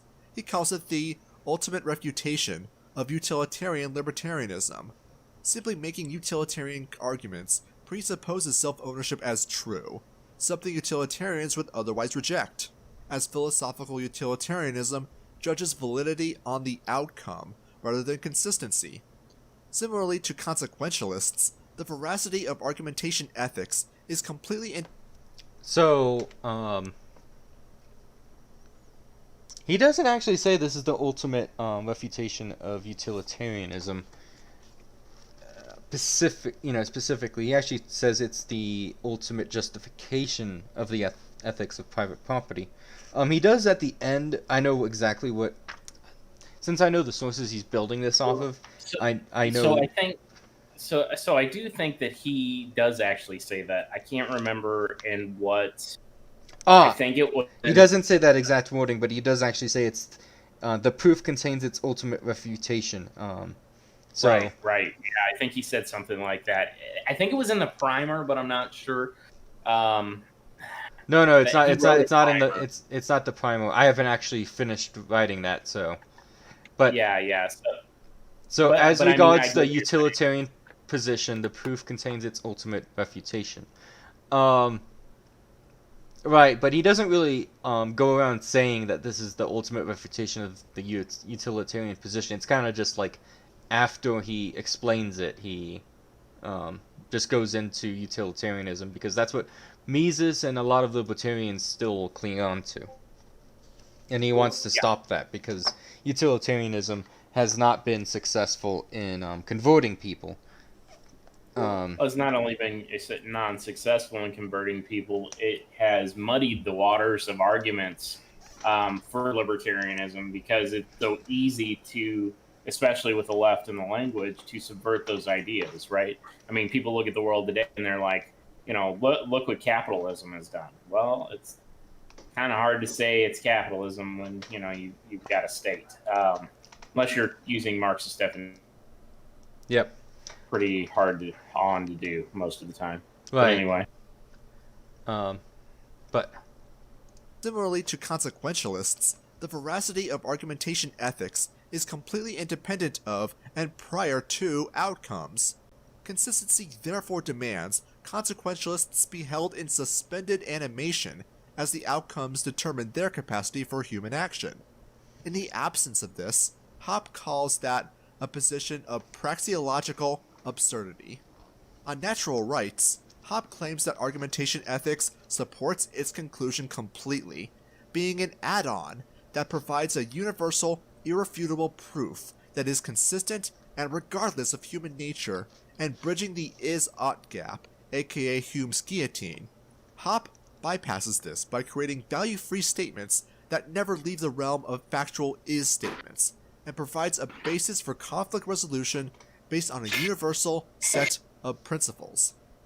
Hoppe refers to argumentation ethics as his greatest intellectual achievement. Murray Rothbard was extremely complimentary as well, so any criticism of Hoppe needs to speak of argumentations in some capacity, since SL and I are natural rights supporters. So this is like 30 seconds past when he said it because I was just thinking about it. But I'm pretty sure he said that Hoppe. I'm repeating his word now. Damn it! I'm pretty sure he's saying Hoppe. Argumentation ethics bypasses the is-ought gap by just going is, but it's not. It's going ought. That's his whole thing. No. It is just saying is statements. Are you sure it's not saying ought statements? Right. So, quoting directly from where he's getting this from. It remains entirely in the realm of is statements and never tries to derive an ought from an is. The structure of the argument is A. Justification is propositional justification. A priori true is statement. B. Argumentation presupposes property in one's body in the homesteading principle. A priori true is statement. And C. Then no deviation from this ethic can be argumentatively justified. A priori true is statement. It's actually interesting that Hoppe actually puts in a list of what the structure of the argument is, and then when they put down the structure of the argument, they do something differently. Yeah. And I wonder... I thought about it differently. So that I see what you're pointing out. That makes way more sense than I guess the way I was thinking about it. But I was thinking about it if you were making a proposition that you ought to socialize private, or you ought to socialize the resources. Right. That you so are necessarily thinking that you should be the only person that controls your body. That's the ought thing I was thinking Right. of. Like, The beauty of performative contradictions, and this is actually very, very ancient philosophy, is if you're performing a contradiction in order to argue something, or to, in doing something, you're obviously in contradiction with your own morals.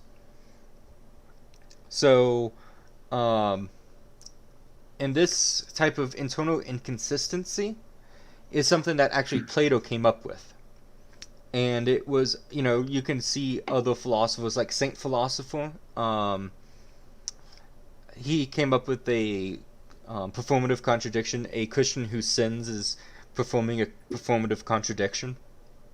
It's a very, very ancient theory, and it's beautiful in the fact that it doesn't say ought. It just says, like, your morals are this, and so if you do this, this is, it's contradicting. However, if you, like Hoppe does, show that it's a necessary performative contradiction, like even to do a thing that your morals say you should do, but also contradict your morals or something along those lines, it's, it's like, oh, obviously this must be wrong. So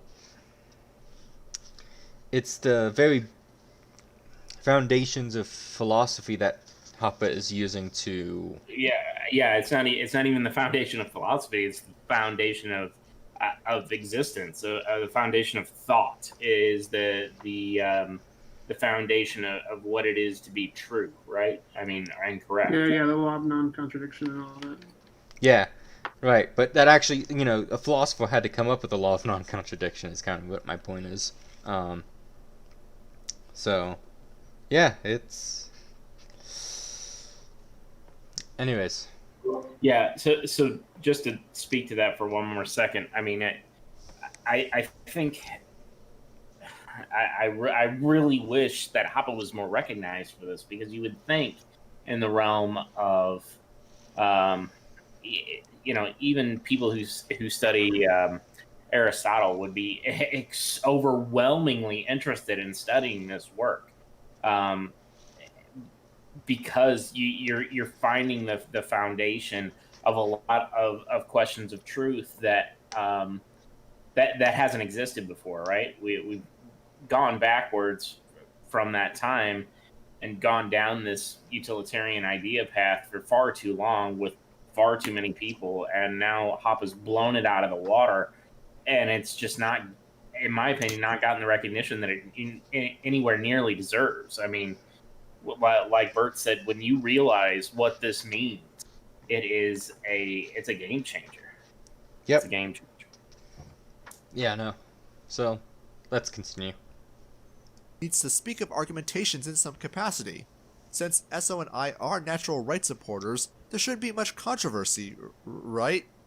This single point is solely the reason why Hoppe's approach to the debate of principles and ethics is so seductive to libertarians in particular. The subjects which have caused the most contention within the libertarian movement dating back to the 19th century and even expanding to the present day are the questions of which conceptions within ethical philosophy carry the greatest explanatory power. From what basis does the libertarian philosophy derive its principles? Why does the libertarian truth claim carry such explanatory power? And how does a libertarian necessarily characterize certain concepts, such as political rule, property, or moral agency? A very common attempted refutation which is issued by critics of natural law theories that Hoppe explicitly mentions argumentation ethics is intended to be a response to is to cite an argument known as Hume's guillotine. For those who aren't familiar, the argument more or less goes as follows. Ethical truths and general axiomatic truths don't exist because there's nothing inherent to an ethical claim which determines how someone should or shouldn't act. Simplifying further, I can't say that something ought to or should function a certain way simply because I can define what it is. Did you get the joke? I think it zoomed past me there. Oh, he completely missed representing the is-ought gap fallacy. So he doesn't really even understand what the is-ought gap is. Want me to play that back? Yeah, you can. So, Your response to is to cite an argument known as Hume's guillotine. For those who aren't familiar, the argument more or less goes as follows. Ethical truths and general axiomatic truths don't exist because there's nothing inherent to an ethical claim which determines how someone should or shouldn't act. Simplifying further, I can't say that something ought to or should function a certain way simply because I can define what it is. Of course, Yeah, no, not at all. Go ahead, Colton. I know you want to make a point here. Go ahead. so the is-ought gap has nothing to do with like defining something into existence. It has everything to do with you can't get from what is to what ought to be. Right, because they're separate things, right? You can describe certain things in a matter of is statements, but it doesn't mean what the outcome ought to be. Right, and so this is why when explaining this to the Hoppean back channel, essentially, about a month ago, I said that I think that Esso is just illiterate because he doesn't even understand like the is-ought gap, which is fairly well understood. There's a bunch of YouTube videos explaining it and so on and so forth. So it's not. So I don't think that his misrepresentation of Hoppe is necessarily intentional. I think he might just be dumb.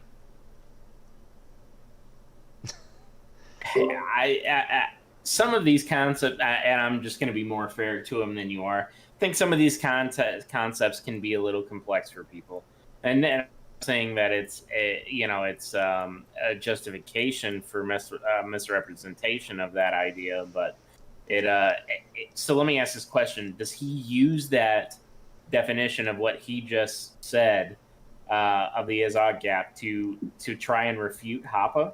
I believe so. I think that's what he's about to do. Okay, all Well, right.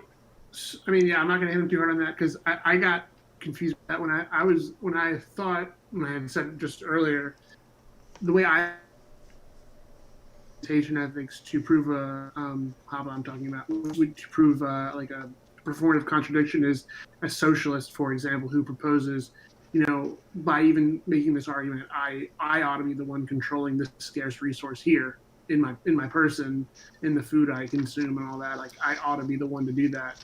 Like I'm not willing to or want to have that kind of ownership claim challenged.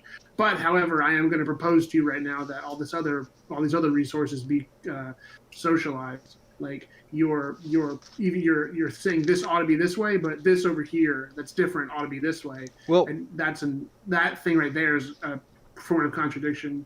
Like, well, is that not? That's what I misunderstood. So I see where he wrote that argumentation ethics of itself being just factual is statements. But I'm just saying that's why I'm not going to hit him that hard on like not getting the Hume's guillotine right. thing. Well, the difference between him and you is that you looked this up today. They have had a year to correct it, and they've also been in contact with Hoplu and other Hoppians. I think they surely have been able to contact me, but they haven't about anything that they're having a question on. So it's like I've seen some Hoppians actually come to me for advice on how to explain something to them. So it's not like they are just sitting around with a book and trying to understand it from their own from their own mind.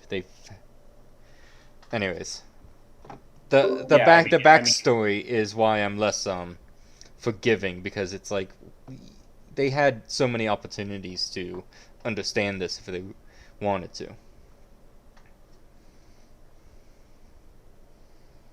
Go ahead, Jared.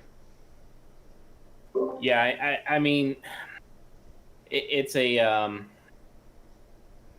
I mean, it all comes down to, if you're going to argue the points, make sure you understand them. And I don't think of this video as so much a refutation of what they're talking about, but more a commentary. That's just the approach that I'm taking from this. I mean, there are obviously some things that can be easily refuted from what they're saying, but we're not doing a deconstructive analysis down to like every single word that they say. So, I mean, it's at the end of the day, I'm sure that we'll get raked over this for some of the things that we say. But again, this is literally off the cuff, like as Colton just said, so let them. I mean, if we can refute any piece of this, and they've had over a year to do this, I mean, that just shows that, they're not taking their time. Their time preference isn't low enough, if you know what I mean.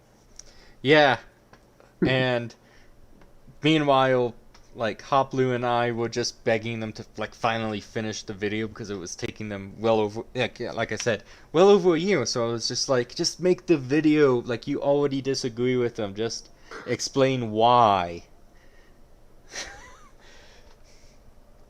So yeah, so I mean, like, there's and just for anybody that's listening, if they want to know more about this Izod gap, I mean, and I've been trying to think of an easy example that I can that I can use to explain the Izod gap. And the only thing I can really think of is, if you leave your car in neutral and get out of it, your car will roll away, right? So the ought from that is you ought to not leave your car in neutral, right? But you can't necessarily bridge that gap with that conclusion, right? Because there are outside external factors that come into play, right? So, I mean, that's the easiest way I can think of to explain it. Yeah, I know it's not very clear, so. Right. This is basically your dad saying, the world is not fair. Sometimes things are where they, what they should not be. Just because something ought to be a certain way does not mean it will be. Right. So. Of course, this argument as a rebuttal to natural law philosophy has been criticized in numerous different ways by libertarians going back to the libertarian philosophy's early progenitors, mainly because ethical philosophy in general does not inherently assume people are somehow bound to follow ethical truths, and that ethical truth claims assume everyone operates around the same applied moral standards, hence why libertarians are natural law theorists, i.e., their worldview recognizes that conflict disputes can occur. Libertarian philosophy recognizes law to be a general set of conclusions which arise as an emergent property inherent to humans pursuing their own interests within a society to secure their liberty and claim rights.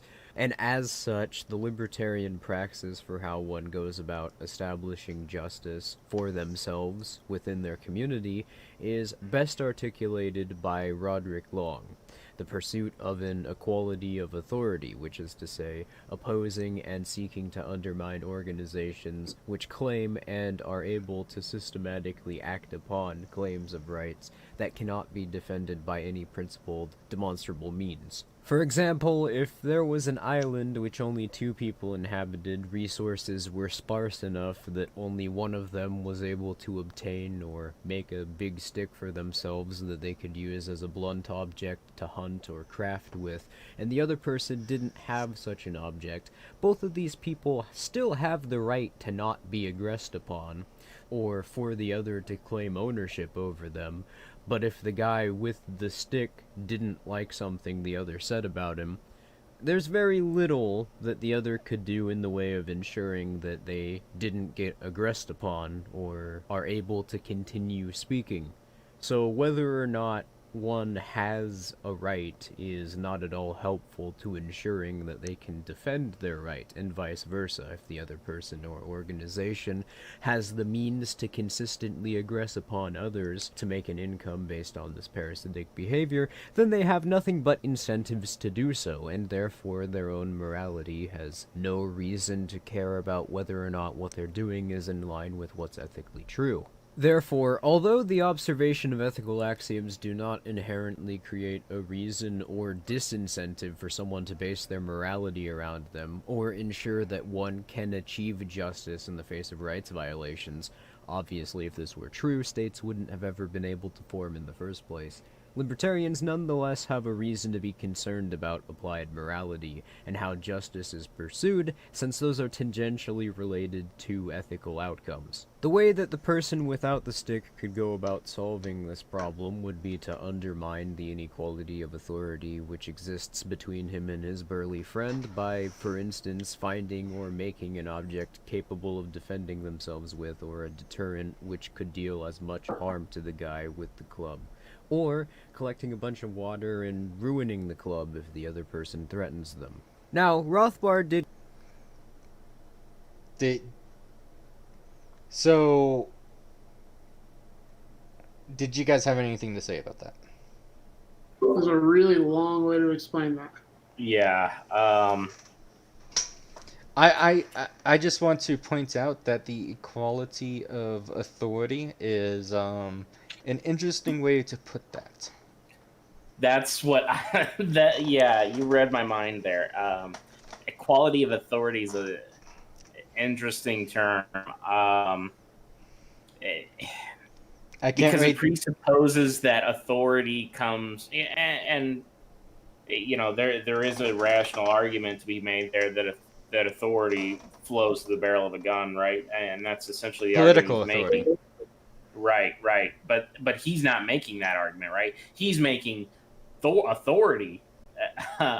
You know, as a result of his argument, he's saying that authority is ultimately derived through the barrel of a gun. But that's not always true, right? So it's a bad argument.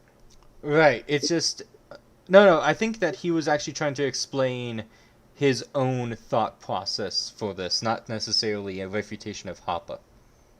Okay. All right. Which, if that's his thought process, then so wait, is it? Maybe I have the context of this wrong. Is he deriving his own thought process on what Hoppe is saying? No. He's explaining how he views the is-ought gap. And so he's saying that just because a moral truth is out there does not mean that it will be enforced in society. That's his answer to the is-ought gap. That doesn't make any sense. Got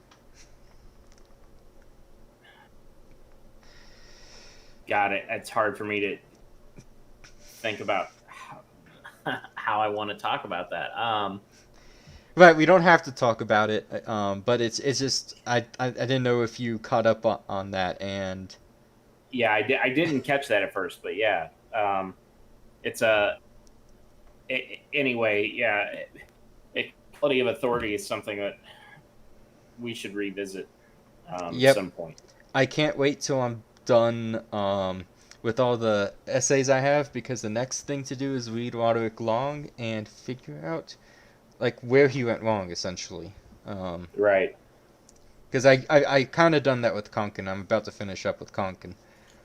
And the equality of authority, I think, might be a big sticking point, because that's probably where he gets why he's a bleeding heart libertarian, and why he believes in egalitarianism, because it's literally there in the name, equality of authority. Right.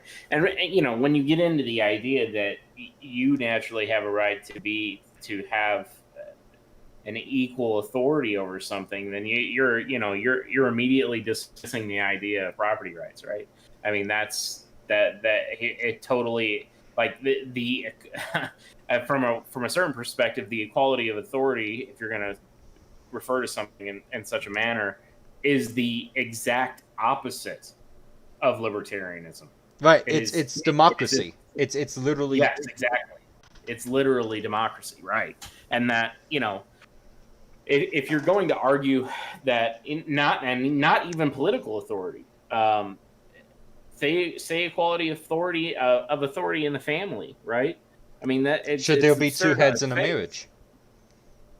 What? Say that again. Should there be two heads in a marriage? Right. Or Right. should your children have an equal say to you and your wife? I mean, it's an absurd idea. That's why I always make sure I got the bigger stick. Right. Exactly. Yep. All right. That's why the All right, wife yeah, carries a subcompact. Yeah. That. Yeah. that idea caught me off guard. Was not expecting that argument. But yeah, let's go ahead. Yep. I told you he was a C4 SS guy, so. Yeah. Did quite a few amazing things for the libertarian movement, but he also introduced quite a few narrative black holes. Yo, Jesus. What? You said something. I just said quite a few. That's it. Just 'cause, Oh, yeah. Also, check out that schnoz.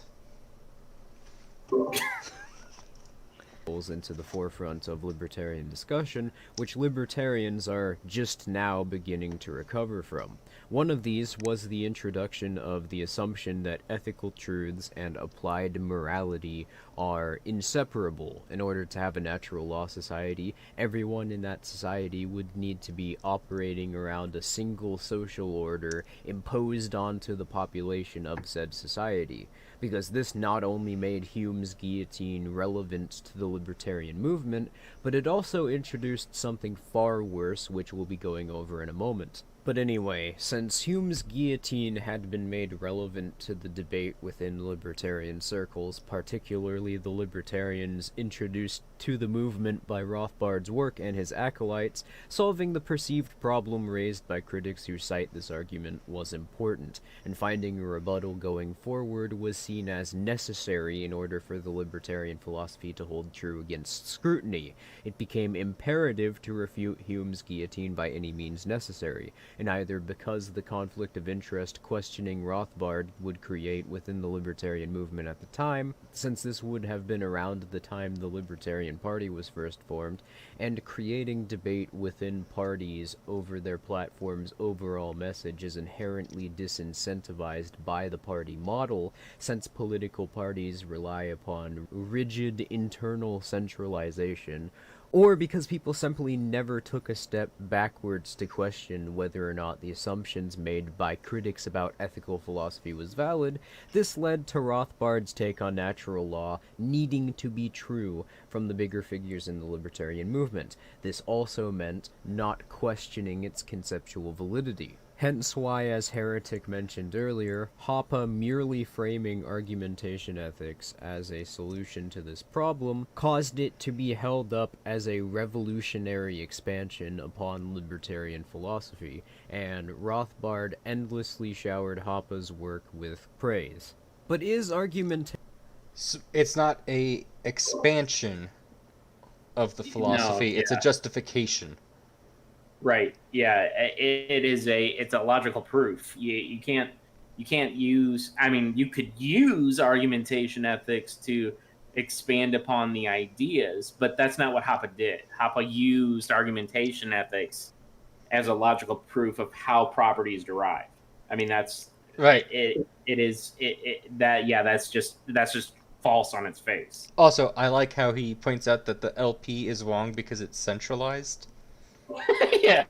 Oh god, that was my original point that I was gonna make. Is you can see here where the agorism is coming in, right, on his shirt there, and the idea that centralized ideas are that the LP is bad because it's centralized or it has hierarchical organization is just that's funny. That's prime comedy right there. Yeah, it has nothing to do with the bad naval problem and allowing anyone in. Yeah, exactly. Yeah, destroy them borders. But yeah, Anyways, so he's gonna say, Yeah. is argumentation ethics? Argumentation ethics, Hoppe's grandest contribution to libertarian philosophy. A valid concept? I would say no. A major problem one runs 1 second. philosophy. A valid concept? I would say no. Damn it! I can't.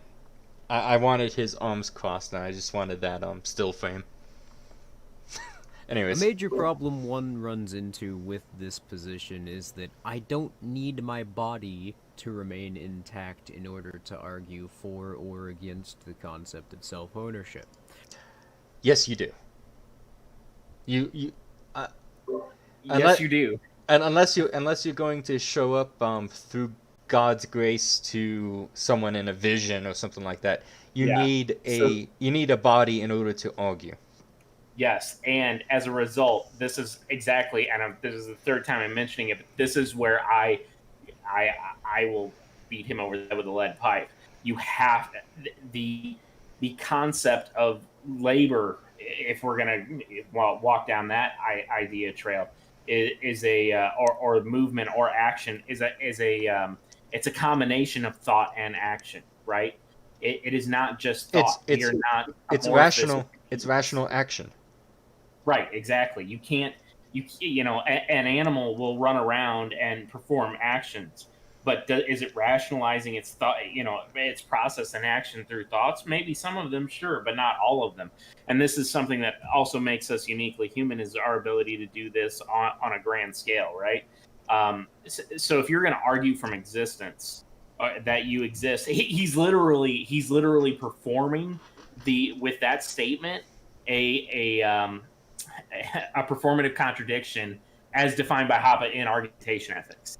Literally, that statement. That's a good point. Yeah, literally that statement. He just did what Hoppe said he can't do. I mean, yeah. So anyway. Yeah, he thinks that this is some grand knowledge, but it's just like, even if, let's say, you uploaded your brain into a computer, we can set aside the metaphysical and theological implications of that.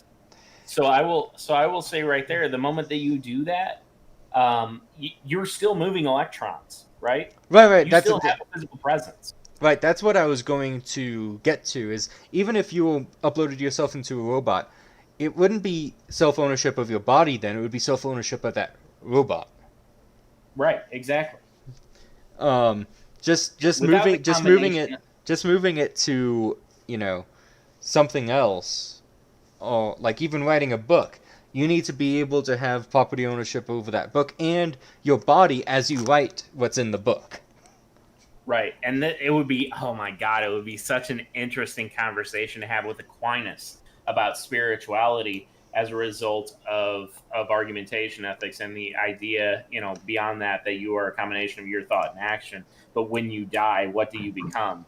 At that point, when you become, when you die and you go to your afterlife, especially as in discussions with some of Aquinas's work, I think that would be a brilliant discussion to have. But anyway, right. Anyways, it's the transhumanist case for property rights. well, it's even if my brain's in a big robot, I'm still. No. It's not so much the transhuman thing. He's basically going to say that maybe I'm a voice without a body, and I don't. In order to argue, in order to say things, I don't need a body. But you literally do. I mean, no. Not if you're a disembodied voice. Take purposeful behavior. I mean, right. And the results of reality. I mean, we have to speak in realistic terms because as human action, is he going to try and refute human action here? I mean, that's ultimately where this is logically going if that's his argument. Because the praxeological analysis of human action itself presupposes that you have thought and action. So are you now saying that as a result, human action is not a proper analysis? And if so, how are you an Austrian, as they said in their introduction? Right. Exactly. So, Yeezus, do you have anything to say? Not yet. Okay. You for or One second. don't need my body to remain intact in order to argue for or against the concept of self-ownership. And Hoppe's framework doesn't really explain how or why having one's body intact, or what parts of the body remaining intact, would be necessary to argue or assume self-ownership. Oh, I did forget. It's He's basically talking about transhumanism here, essentially. Yeah. Well, it would be any piece that your mind can interact with on the physical plane, period. I mean, and as we just discussed, it could be a fucking robot. But if your thoughts can be combined with action, then that's when it happens. Right, because in order to argue, it's not a free-floating proposition. It's something that you're Right. doing. So even if you are limited to a computer terminal, you have to have ownership over that computer terminal. Right, exactly. I mean, and then, you could try and make an argument here. Well, what about people that are vegetables, right? Like people that... Are they can't arguing? move. But exactly, they're still alive. Their body is moving and functioning and doing things. Some of them are inherently involuntary, but 99.9% of them have eye movement, right? You can move your eyes. You can, you're intentionally taking a breath. And this, there could be some rough arguments when you get through there down to people that don't have those types of things, that are kept alive on ventilators and things like that. But that's another discussion that I don't want to get into. Right, but this doesn't really matter, because unless they're also putting down an argument, it doesn't really affect Exactly. argumentation Exactly. ethics. Exactly. No, and they would have to have, a higher claim to the part of your body that's even in question anyway. So part about like the thing about, well, your whole body doesn't need to remain intact. Like I could take your arms off and you can still propose like an argument. And it's like, that's not relevant because you don't have a higher claim to, you didn't make first use of my body anyway. Like you don't have a higher, That's Right, but fair. you'd also need to be able to use your body in order to take off my in order arms. to take mine. So you're already presupposing Right. self-ownership. And Like, so Yes, if you were to that's argue important. so if you were to argue to take my arms, you'd be in a performative contradiction. Right. So, I don't need my fingers, for instance, to argue for self-ownership, so is Hoppe's framework suggesting that I can't defend myself from someone cutting off my fingers? Now, this is No, it's new not. criticism. Oh my god. no, it's not. Just you're wrong. Yeah, That's exactly. like the biggest straw man in the video so far. It's Yeah, like, that- oh well, I guess I don't need my argue for argumentation ethics, so I guess I'm not allowed to defend them if they go to get cut off. It's like, dude, no one said that. It's Yeah. crazy. That's the craziest thing that's been said so far. Yeah, that's really fucking nuts. Yeah. That's like a totally Kathy Newman. Like, so what you're saying is, yeah, no. Yeah, it's like I said, I don't know if, because of the human's guillotine, I'm not really going to say that Esso is intentionally misrepresenting Hoppe. I think he's just illiterate. So, because like, yeah, God, I'm stuttering because it's such. I'm trying in my brain because I really do try really hard to give people the benefit of the doubt a lot of the time, but there's 2 or 3 options here. I mean, he's intentionally being misrepresentative of Hoppe's arguments. He doesn't understand Hoppe's arguments, or he understands Hoppe's arguments and he's not misrepresenting him, but I don't even know. Sorry, I don't know where I was going with that, but he's just wrong. What else can I say? yeah, he clearly doesn't understand the material, and yeah, I think that his non-understanding his art gap is really illustrative of him not really being able to understand other things as well. Like it just generally and not understanding philosophical concepts. Yeah, his dancing this point with the You cut the out after finger- his dancing. Yeah. Anyway, all right, let's go. Okay. Of argumentation ethics. Hoppe himself has rebutted it previously, and his rebuttal mainly consists of attempting to claim that his critics are mischaracterizing his position. Ironic. Hold on. Because they are. Because they are. That's the whole fucking point. Because they are. I just think that's ironic after he just made all that. Yeah. Oh my god. All right, go ahead. Consists of attempting to claim that his critics are mischaracterizing his position. His retort goes as follows. Suppose we did have an argument over whether or not I can have your kidney. By having that argument, you would be respecting my bodily integrity, as such saying, I'll cut out... No, it's not about respecting the interlocutor's bodily autonomy. It's about presupposing self-ownership as a principle in order to argue in the first place. Like, right. I think he's getting a little in the weeds. He's getting a little in the weeds because he wants to be in the weeds, right? It's an easy place to argue from, right? So, Right, exactly. But yeah. well, no, but when you're in the weeds, having all the details down and such is exactly what you need to do. And so, well, yeah, but he's like, if you look at if you're playing outside of the realm and you want to talk about bodily autonomy and you want to talk about those things, those things are tertiary to the idea of argumentation ethics, right? Like, I'm not saying that isn't a critical piece, but it is not the primary argument, right? It's not based around people excising fingers and things like that. And I get maybe he's trying to use this as an example, but we're talking about the justification and the presupposition of property rights and self-ownership, not necessarily about these one-off kids. But anyway, I mean, that's not really relevant because he doesn't understand the idea. So I don't know. It's literally just about advancing an alternative system of resource allocation than that of private property while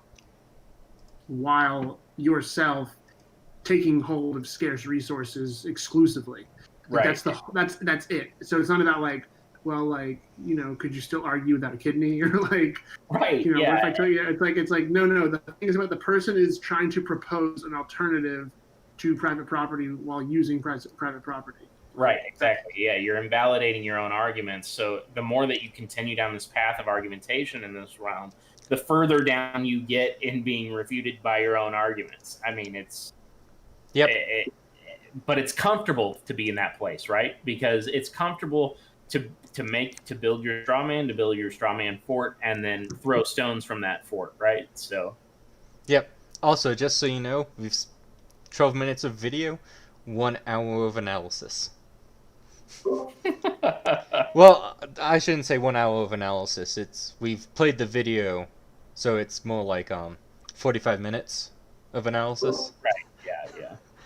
But yeah, no, this is why it takes so long. Is just because like not only do you have to play the video, you also have to explain it, and then someone else has to explain it, and then you respond because it's like, oh, I didn't think of that. Right.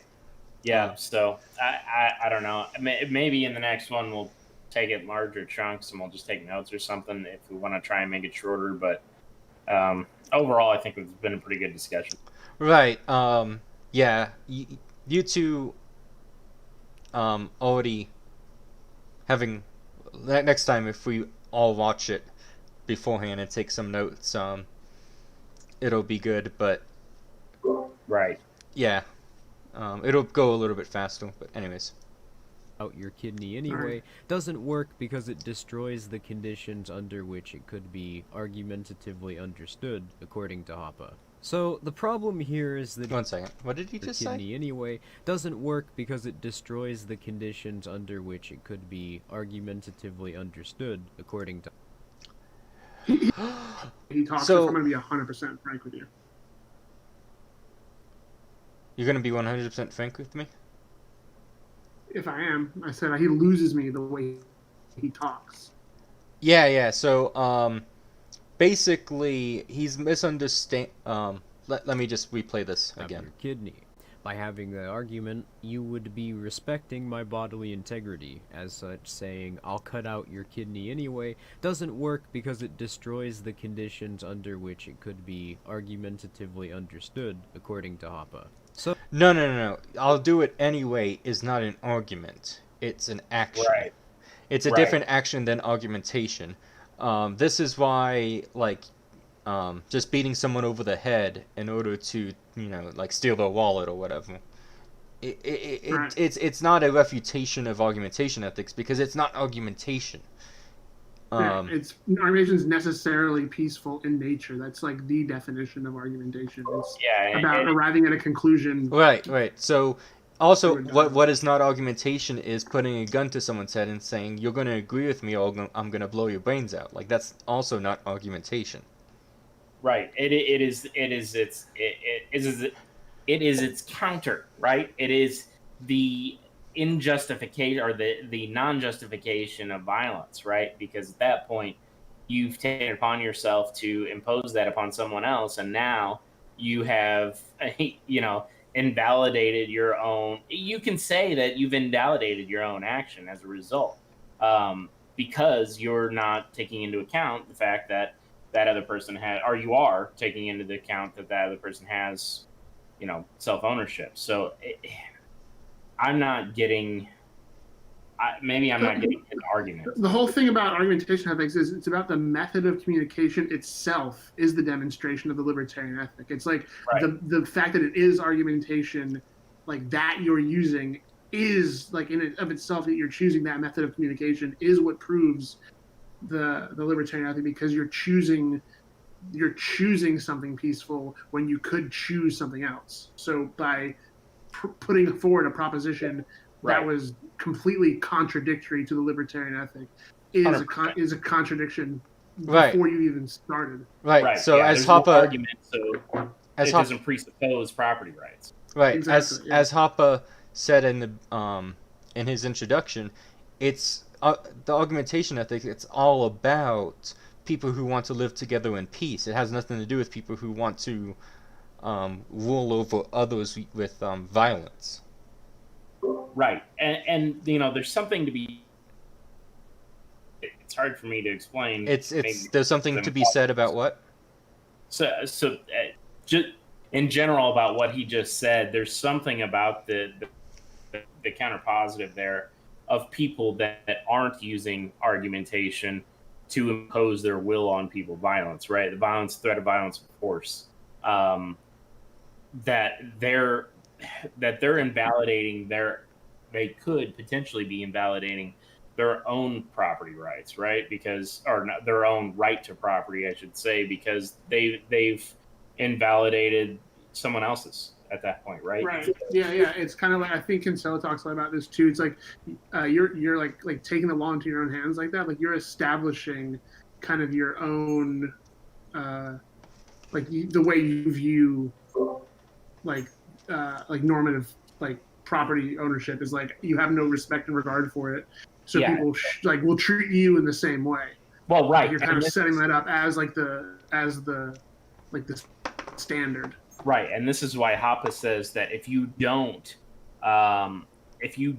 recognize this, right? If you don't recognize this, then you're basically less than a person. Right, that's exactly where the whole thing comes from.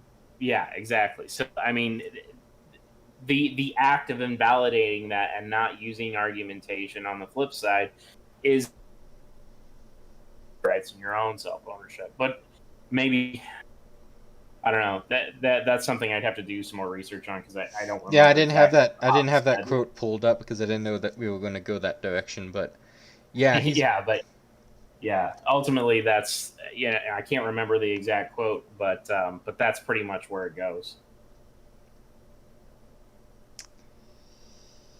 Yep. Let's just see.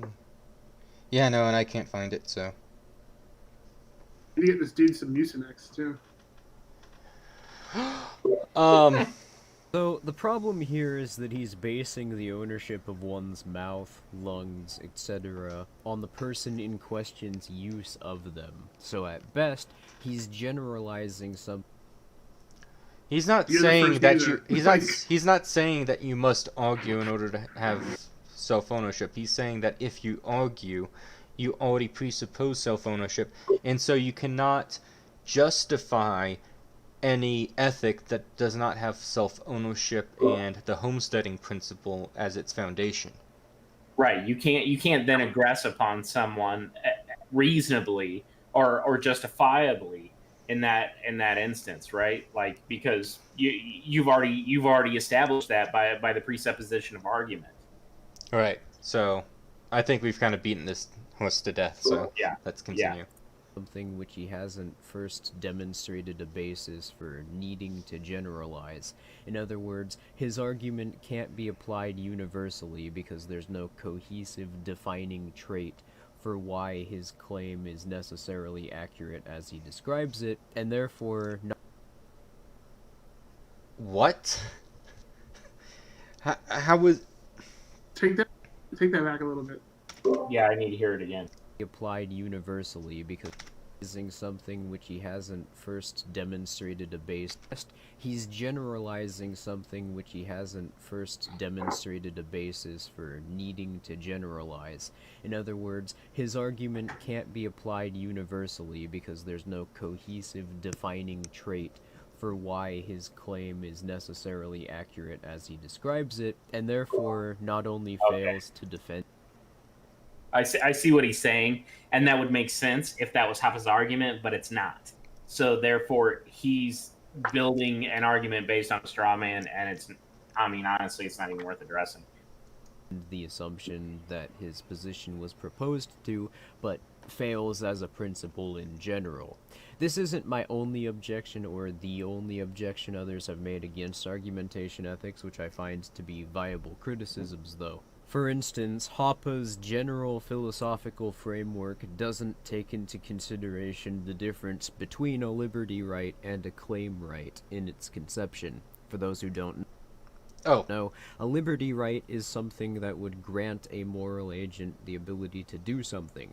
A claim right is something that entails others have obligations, responsibilities, or duties towards me. It's going to be interesting to see where he takes this. Yeah, give me 1 second here.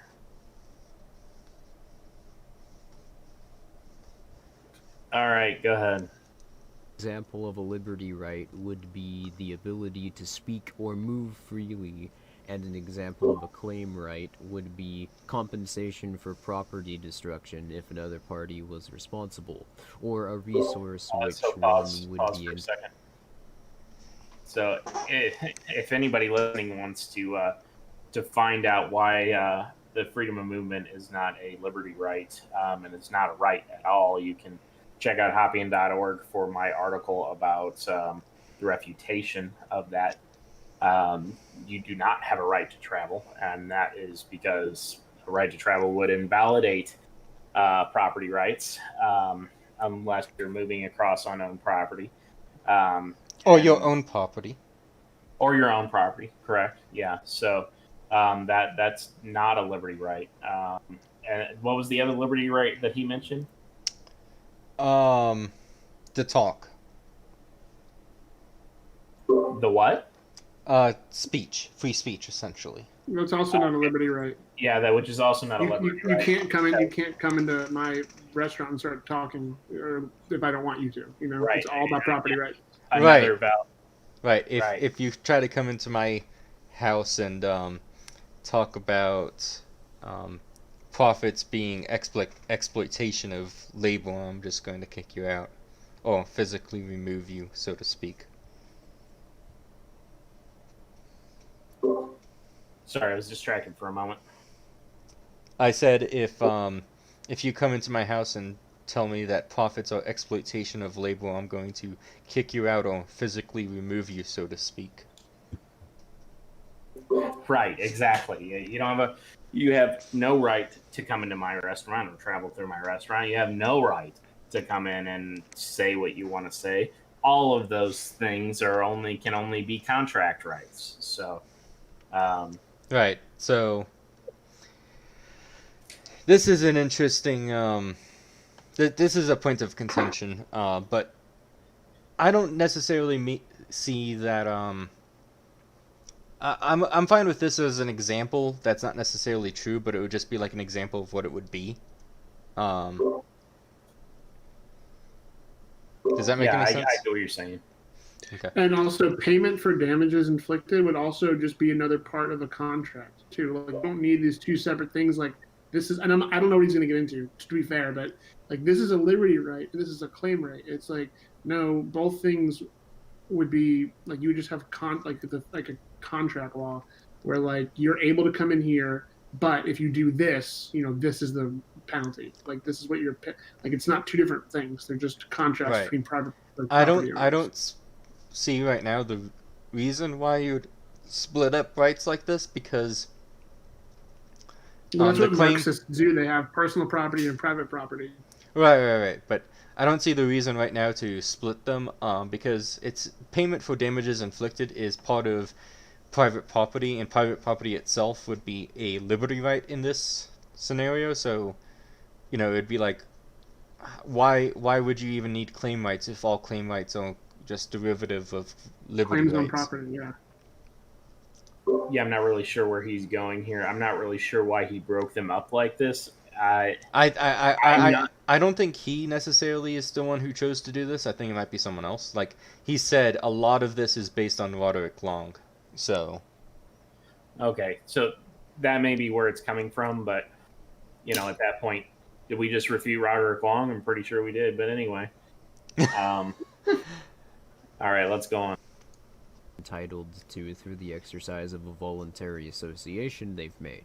You can have a liberty right without a claim right. So, for instance, Hobbes thinks that in the state of nature we all have liberty rights to kill one another, but he doesn't think we have claim rights not to be killed. Hoppe claims that the... what? I want to hear what he says about Hoppe. Holy, let that play through. doesn't think we have claim rights not to be killed. Hoppe claims that the act of trying to justify a theory that rejected libertarian self-ownership is a performative contradiction. The act presupposes the truth of libertarian self-ownership, as he explains in The Economics and Ethics of Private Property. This is how I knew where he's getting all of this from, just so you know. Yeah. And Hoppe's right here. I mean, that's what we've been talking about. And again, I'm not going to beat this to death, but the moment that you take that into consideration, you've invalidated your own actions. I mean, that's just what it is. Yep. According to Hoppe, for the sake of argument, we'll assume the internal reasoning of argumentation ethics is valid, and I accept the claim that by proposing something I inherently take myself to have some sort of rights over myself by the act of merely proposing what I did. I also take you to have some sort of right to control your mind or body under the same criteria. All I need to avoid a performative contradiction here is for me to have a liberty right to say, I propose something within the internal reasoning of argumentation ethics, but I don't need to have a claim right, since self-ownership inherently consists of liberty rights and claim rights because of associations entitling one to property obtained through voluntary trade.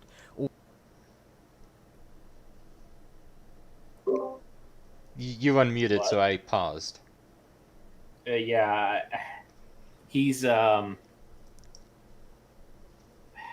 lot of this is I'm not saying it's hard to grasp. It's a little convoluted in the way that he's countering this. I continue and maybe he'll clear it up.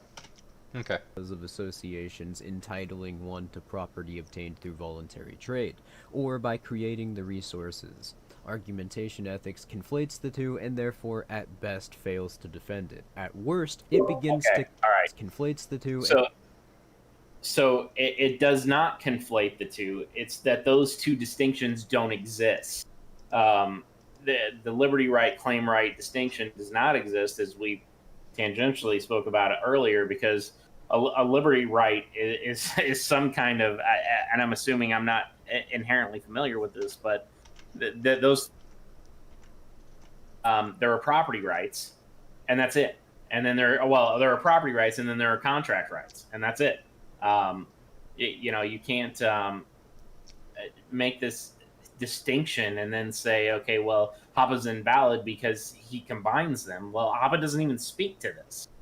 So that's he's arguing from a different methodological beginning. So how can you say that he's invalid here because he's arguing from another position?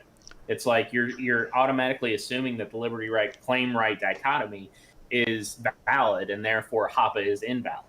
Right, and if you wanted to argue from this perspective, you'd have to explain more thoroughly why this is the case. Right, and why that dichotomy exists and why that dichotomy is valid. Right, and so show exactly how it happened. How Hoppe is confusing the two concepts. Right. So just stating it is not enough here. So let's I just want to hear him again because I want to make sure I really understand what he's saying because he is fairly convoluted. Yeah. To have some sort of rights over myself by the act of merely proposing what I did. I also take you to have some sort of right to control your mind or body under the same criteria. All I need to avoid a performative contradiction here is for me to have a liberty right to say, I propose something within the internal reasoning of argumentation ethics, but I don't need to have a claim right, since self-ownership inherently consists of liberty rights and claim rights because of associations entitled. If you start questioning the foundation... Okay, no, pause it. Yeah. I knew we were going to need to pause it once he finished. Yeah. I'll let Bert take that one. Well, so I was about to ask to pause before he even said the last thing about Hoppeans and physical removal subversive stuff. But once he said that, I forgot what the original thing I wanted him to pause on it was. So I might even ask to go back, but I don't want to make this video any longer. What did he say before that? Because that was the part that is like the whole shit part. But there was even before that. But embrace the law. I remember what it is. It's like, okay, by this line of reasoning, then it's like you would have to agree with everything I think or whatever. It's like that's not it at all. Like he's not even saying that there's always someone right in an argument. When people are arguing, both people could be wrong. That's like, or right. So he's just talking about the logical. It's the method of communication that we've been over. It's like that's you're presupposing. You're presupposing a system of self-ownership. Yeah, concept of self-ownership. That's the whole thing. It's not like then this person's into contradiction because they're not agreeing. First said, which is dumb. But then he fucking said some wild shit. Yeah. So, and I think that's where we pretty much invalidated his entire argument because from the part that he started speaking about argumentation ethics because he's got the premise wrong. And when you got the premise wrong, all of your following arguments are then thus invalidated because you're arguing from a point of non-argument. To speak to his thing or his argument saying that it's a problem now because now you've justified the fact that you can remove someone who's being a subversive element in your community. Well, yes, because again, property rights.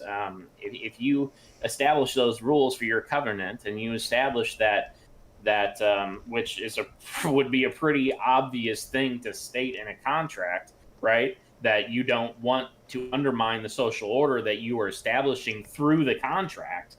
Right there, it's a performative contradiction of the contract itself, right? Because you're trying to undermine the very idea that the contract sought to establish. Well, physical removal doesn't really have much to do with argumentation ethics. It has to do with actual contracts, actual Yeah, actual Well, contracts, actual covenant communities. Yeah, I don't disagree, but I do think that there is overlap there from the perspective that you're invalidating the subversive element in physical rule itself is a response to contract invalidation, which contract invalidation can only be valid through property rights. So when you invalidate contracts, you're invalidating property rights, which then goes back to argumentation ethics, which justifies the relationship between self-ownership and property rights and argumentation ethics. So, Right, Yeah, but because it's all built on top of each other. It's all starting Right. from like an a priori thing building. So that's why when you physical removal can get traced back all the way and be completely consistent with libertarian principles. right. right. So, but even though subversives would be acting in a way, this is the crucial thing. Even though subversives would be acting in a way that would invalidate contracts and therefore private property, it's doesn't really have much to do with argumentation ethics because they're not necessarily making an argument. It's just that it's how we view it. It's like, oh, if these people would make an argument for what they're actually like they think, it would be a contradiction. Right. Yeah, and I think at the end of the day, when we're talking about argumentation ethics as a proposition, right? When you're making that proposition, you're not making an argument, right? You are acting as a subversive element, right? Right. It is not the thought of subversion that is subversion. It is subversive to be subversive. But anyway. Right. This goes back to the whole distinction of like, robbing someone is not like an argument, so it doesn't really invalidate argumentation ethics. But Right. Yeah. So, anyways, let's continue. Foundational premises and assumptions in conceptualizing subjects such as property, argumentation, what's necessary to express an argument, or agency from the perspective of trying to justify argumentation ethics, that's where things really begin falling apart. So, according to argumentation ethics, I am no longer a moral agent every time that I fall asleep.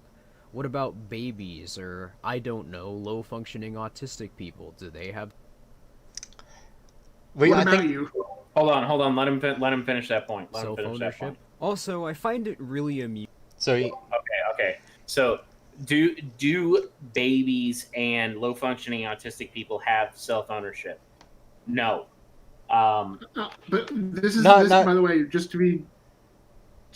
This is something you could say about any libertarian ethic that doesn't even use our ethics as its justification, like natural law or just any even intuitionist or consequentialist. Like, well, I guess they don't argue from a self-ownership perspective necessarily, but like if they're talking about like, well, then do kids or low-functional autistic people have self-ownership? It's like, right, but this is a problem for you as well if you're an Austrian or like Well, this isn't this is my point. This isn't an exclusively argumentation ethics. You're right. He has a third group. You when you fall asleep. Oh yeah. He's thinking that as long as you're arguing, self-ownership applies to you. No, that's not what the thing is talking about. And I think we've explained it enough that we don't have to keep on repeating ourselves in order to just like point at the obvious. Right, and Hoppe talks about this. I mean, I have no idea if he's read this or not, and I don't want to impose this upon him, but Hoppe talks about this as far as children go. The moment that a child makes an argument is the moment that he presupposes self-ownership, right? When the moment that child says no or has the rational the rational ability to say no or even yes, in my opinion, they've made an argument, right? They know the difference. They in themselves and their own ownership can make decisions at that point, and that's when they begin to have that self-ownership and that right to their person, right? Right. And this is typically been discussed as like an age of reason or something like that. Right.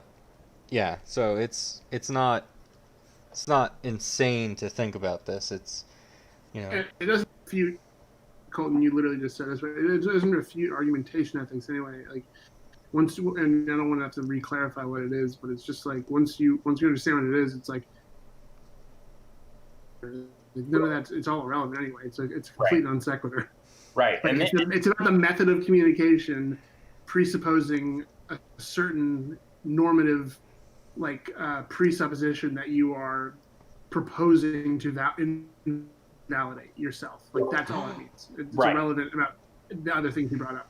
Yeah, I couldn't have said it better. Yeah, I mean, at that point, you're arguing from a point of contradiction itself. I mean, yeah, are people really going to sit here and say, well, the low functioning autistic person itself, do you have a right to chop that person up? No. It doesn't mean that it doesn't mean that they themselves have lost that ability. It doesn't mean that you have the moral authority to act aggressively upon them. It doesn't mean anything about that. It just again, argumentation ethics is about presupposing the existence of self-ownership and property rights. So. Yeah, it doesn't even matter about the other party either as well, Jared. So it's just like, even if you were a fully grown person, you were like, I'm going to aggress against this baby, and they can't do anything about it because they can't argue for self-ownership. It's like that's irrelevant. It's about you proposing like violence, but like understanding and using your rational faculties that you like own yourself. But then right, and this is also where he lacks understanding regarding the Izot gap too, and we can get into that if you guys want to. But I mean, just because you can doesn't mean you should, right? I mean, that's as my dad said. My dad always said, just because you can doesn't mean you should, and that's where we are. So, yep. Low-functioning autistic people, do they have self-ownership? Also, I find it really amusing how liberally Hoppeans ascribe anti-property positions to critics of Hoppe, because argumentation ethics can straight up be used to justify having other people be forced to give you their property. For example, I need to be standing on a patch of ground in order to articulate an argument, and I need food or water in order to survive, so I can that's just... That's like the Habermas, like Jürgen Habermas stuff from his. That's not like it's not really what like Hoppe brought into the point of his argumentation ethics. Because then you can just justify socialism or like some sort of democratic socialism if you're like, well, I can't make a rational argument if there's not food in my belly. So in order to even presuppose this, I need to have food brought to me or something. That's not fucking what argumentation ethics is about. Yep. Yeah, no, and yeah, anyways, it's... And what was the first point he said? That was the point, essentially, is that you can make all sorts of other claims in order to make an argument. The thing is, though, is that making an argument doesn't presuppose that you have a full belly. In fact, I have barely eaten all day, and I'm still making arguments, so point disproven. Right. Well, I mean, maybe he's trying to go somewhere with the fact that there are conditions that presuppose argumentation. Okay. Right. And Hoppe actually goes into this, that in order to exist, in order to live, you need to have had proper ownership of the previous food you have eaten and other such things. So you don't only need self-ownership like he has talked about here, but you also need private property generally. Right. Yeah, so, that's like the point he's making, not the point that like...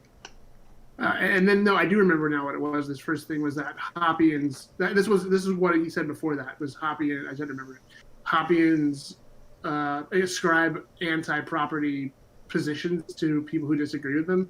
And it's like, well, maybe in some extreme examples, you can find some people who said some things, but overall, see the way we interact with find people on Twitter, people have even other libertarians are terrible on a lot of property rights issues and have the wrong view, have very anti-property right arguments. Even if they, and a lot of times, by the way, even if they have the right conclusions, their defense and Right. justifications for private property is completely Maybe muddled. some context here will actually make that make sense. So when he says Hoppeans, he also includes monarchists and third positionists into the group of Hoppeans. So, to speak to that for a minute, No, but the thing Correct. is that so the reason why I say that is because he made a live stream before putting these videos up, where he went he had a bunch of comments from his Discord, and he was saying blah blah, this or that about certain things, and so he had comments that were saying this or that, and this was like the Hoppean live chat. However, like at least half of them were not libertarians at all. Like they were not Hoppeans at all. They were like. and I think that the easiest way to refute him here is to just say, okay, well, argumentation ethics is not a standalone argument. And I don't think anybody, not even Hoppe, would say that, right? It's a justification for other arguments, including contract rights, which, as a result of property, refute his argument now, right? I mean, with contract rights, with the low-functioning autistic child, with the baby, with things like that, there are contract rights that are implicit that make up for this, right? So, I mean, it's a Right. I wouldn't say that argumentation ethics is all you need, but it is the very basis of everything. right. So, didn't actually need to reference this, so. Articulate an argument. Does this mean that I am entitled to forcibly confiscate land from someone just because I start an argument with them, or force them into labor to provide food for me? Not to.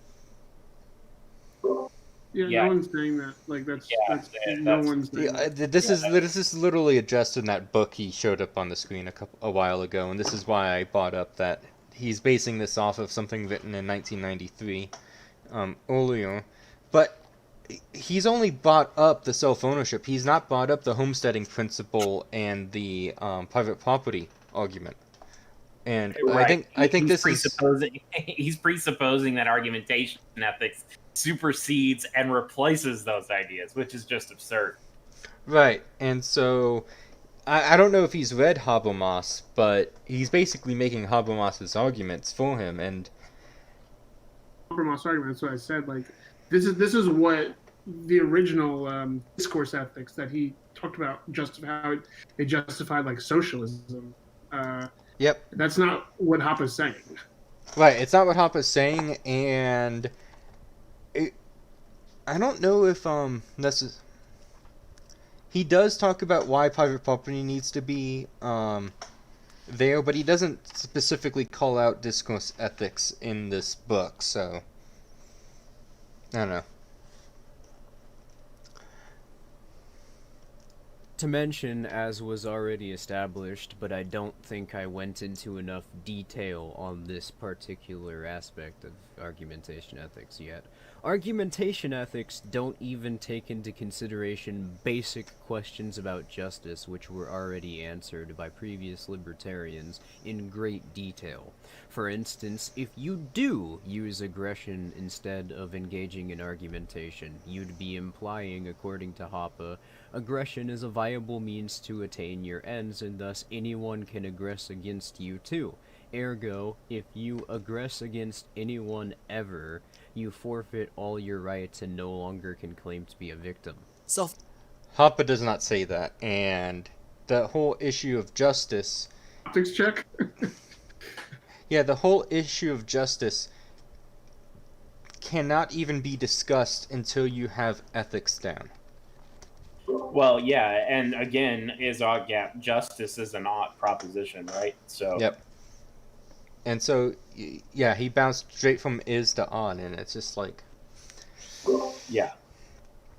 Again, fundamental and misunderstanding of argumentation ethics. So Right. Yeah. And ethics and justice are two separate things. Just because you know, like, what would be a violation of ethics does not mean you know what the redress of that is. right, exactly. He's talking about how it's not like a complete thing that doesn't like address certain things. And it's like, yeah, but it's not supposed to be, man. Like, Right. it's not like it's like, well, if argumentation ethics is so great, how come it doesn't say what the penalty should be for shoplifting or something? It's just like, Right. It's absurd. that's basically what he's saying. Also, look at the screenshot, dude. Optics check. Oh. Ownership can be proven. Oh my god. Optics check. Oh my god. Optics check on Yeah. this. Oh man. I did not realize that Esso was putting Nazi imagery inside his videos. This is Yeah. Very subversive. interesting.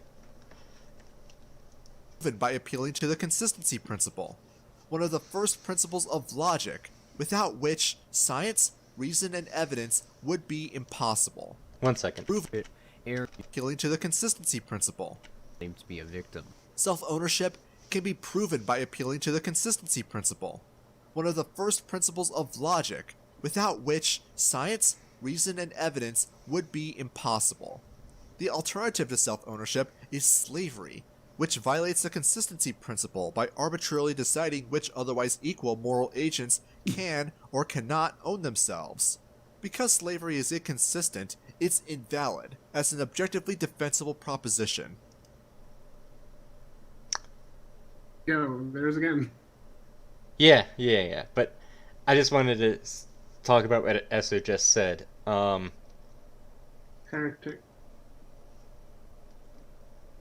I don't really necessarily see any necessary flaw with what he said. I hadn't really thought about this because I didn't really prepare that much for this video.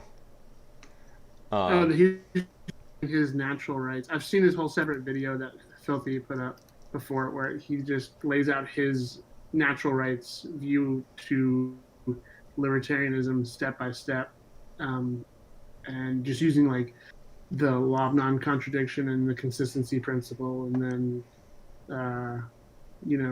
Right, what's his but next also he would have to explain how are they equal moral agents and so on and so forth. And Yeah, and the consistency principle gets a little.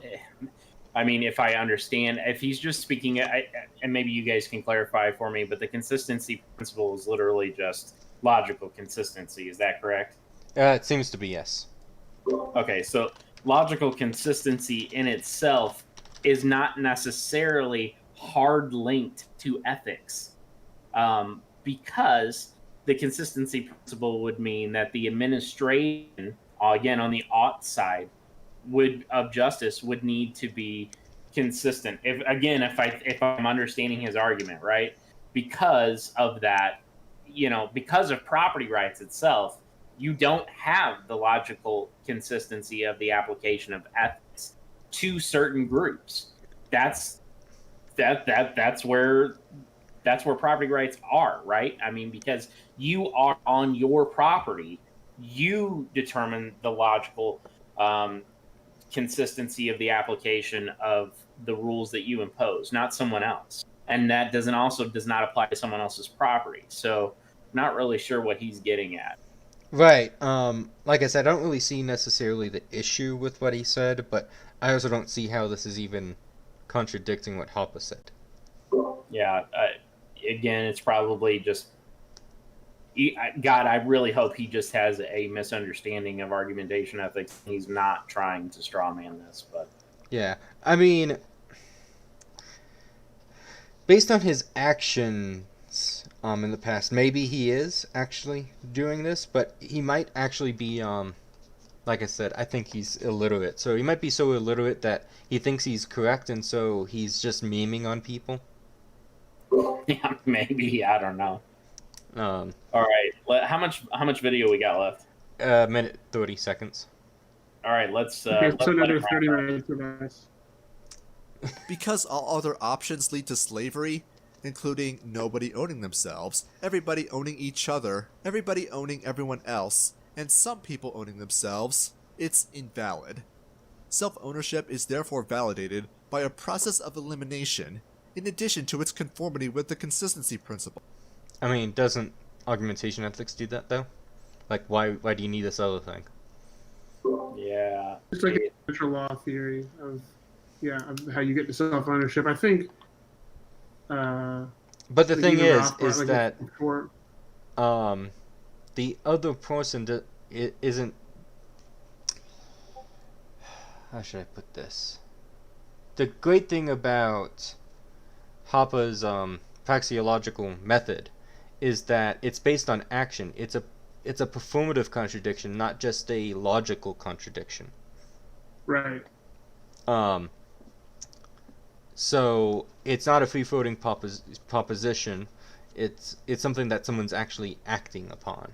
And so he did say that it's the only thing that can be argumentatively justified, but if he's just getting around to the same idea through a different means, what is the issue? Like, so anyways, let's continue. It's a completely value-free appeal to logic and the first principles of science alone that demonstrates self-ownership as an is, bypassing Hume's guillotine completely. The only way to get around this is to reject logic, reason, and science entirely. And if you are willing to do that, then, well, we can't have a conversation, since you're telling me that you aren't interested in truth at all. I don't see how he's refuting Hoppe here. In fact, he's almost like reformulating what Hoppe said. Right, and he's mixing too many ideas, too many separate ideas, right? So, right. So this might be a reformulation that's worse. Right. Yeah, no, it is worse. That way, it's not even a reformulation. It's like a more primitive. It's like trying to justify self-ownership before it was really like what Hoppe did with a lot of stuff, even just economics, is he like stripped away a lot of like a lot of stuff and really streamlined it, and he condensed really big ideas in a lot of ways into kind of like just their purest form. So it's like, yeah, you can get to self-ownership through like the principle of non-contradiction, then the consistency principle, then the burden of proof, and going through all these steps. But even like you can get to it through a process of elimination, through like all the alternatives of methods of ownership over yourself. But it's like, or you could just say you're proposing something contradictory to what you're doing. Like, and that's like what I'm confused why he would hate on it, just to propose something that's worse, but still come to the same conclusion of private property, or let's just say self-ownership. Like you get to the same conclusion of you own yourself and no one else can own you. But right. It almost feels like he just does not like the praxeology of it. Yeah. Or he just doesn't like Hoppe in general, and they had to make a multi-part video, so they just said, let's just specifically pick out the things that he contributed exclusively, rather than stuff that would overlap with other Austrians per se. And it concerns me with his application of science or the scientific method to this to ethical arguments, right? I mean, in general, one can say, okay, well, from an ethical standpoint, what is right, and I don't want to bridge the thought gap here, but something is, and the evaluation thereof of what something is, it can be evaluated with the scientific method. But again, the gap side of this cannot be. So right. I'm this is why the performative contradiction of argumentation is so necessary to bridge to bypass the is-ought gap. Because right now, all he's doing is basically saying is statements, essentially. Right. So, and this is actually kind of what they talked about in the beginning, where Rothbard and everyone saw that argumentation ethics was a way to bypass it, because what natural rights theory, in the natural rights tradition, it was kind of stuck at that Hume's guillotine. So Right. And when Hoppe did that, he he avoided that contradiction, and therefore now Eso or Eso or however you want to say his name is trying to go backwards and forwards back across that gap. Why? Why do that? You're devolving at that point the entire idea, and maybe that's where he's coming from.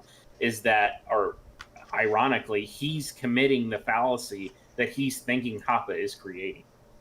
Exactly. That's exactly right.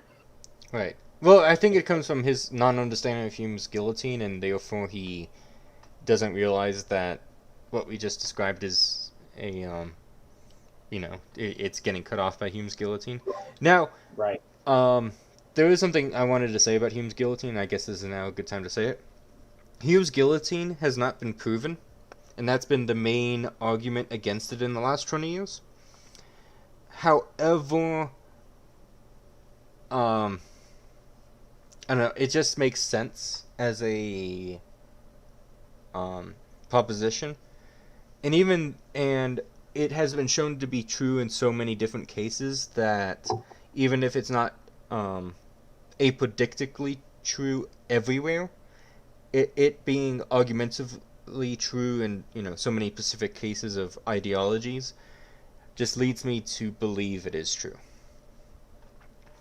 So Yeah, I think that there was some analysis about the logical deconstruction of the counterpositive in regards to Hume's guillotine, that it didn't prove it, but it proved the opposite to be false or something like that. I can't remember. I'd have to do some research, but yeah. I don't even care about Hume's guillotine because I mean, Hoppe just doesn't. It's not even necessary to argumentation ethics. Like Right. it's completely bypassed. He's completely bypassed. Like it's not relevant. And then a lot of people don't even like accept it. I don't want to say a lot, but I definitely know some people who don't even like consider it valid.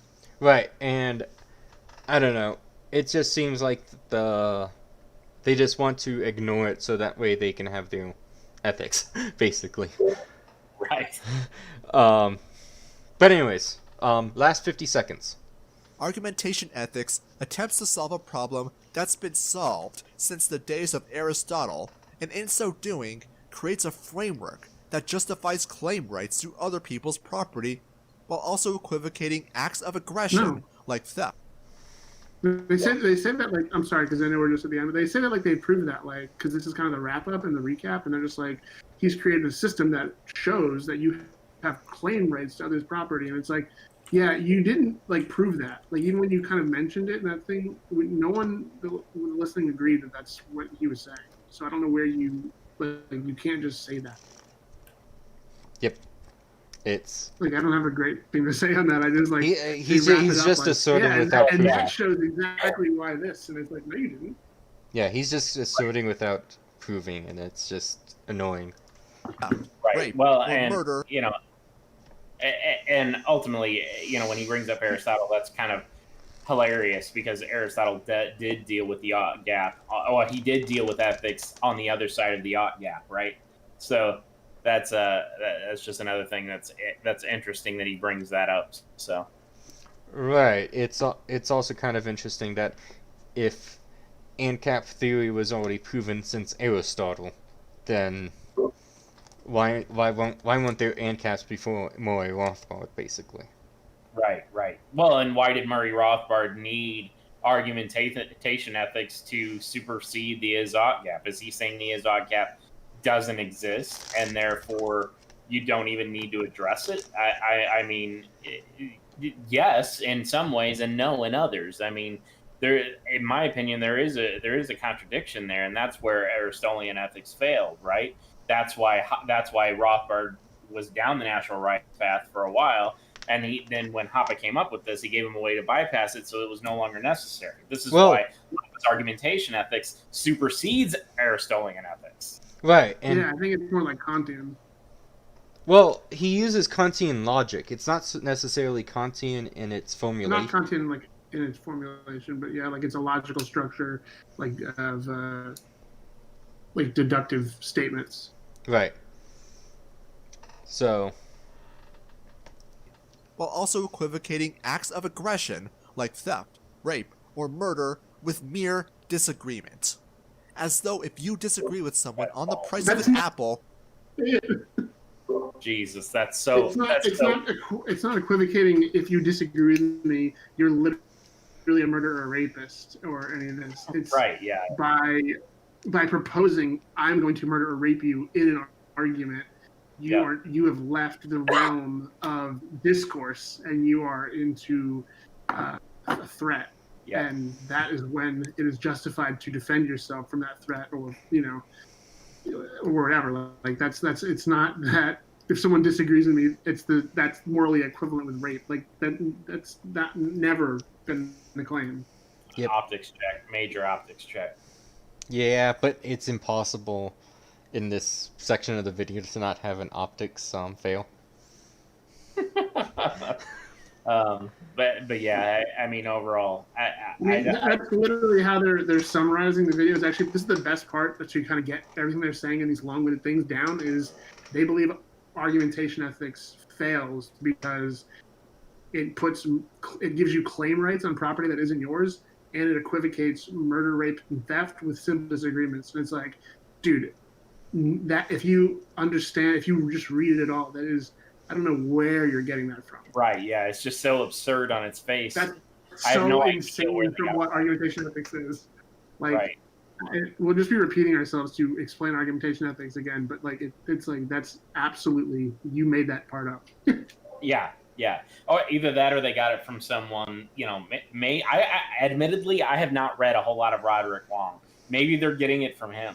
Maybe Yeah. So I know for instance the 5 things that you came back to was actually from that Roderick Long article that we saw in the intro because I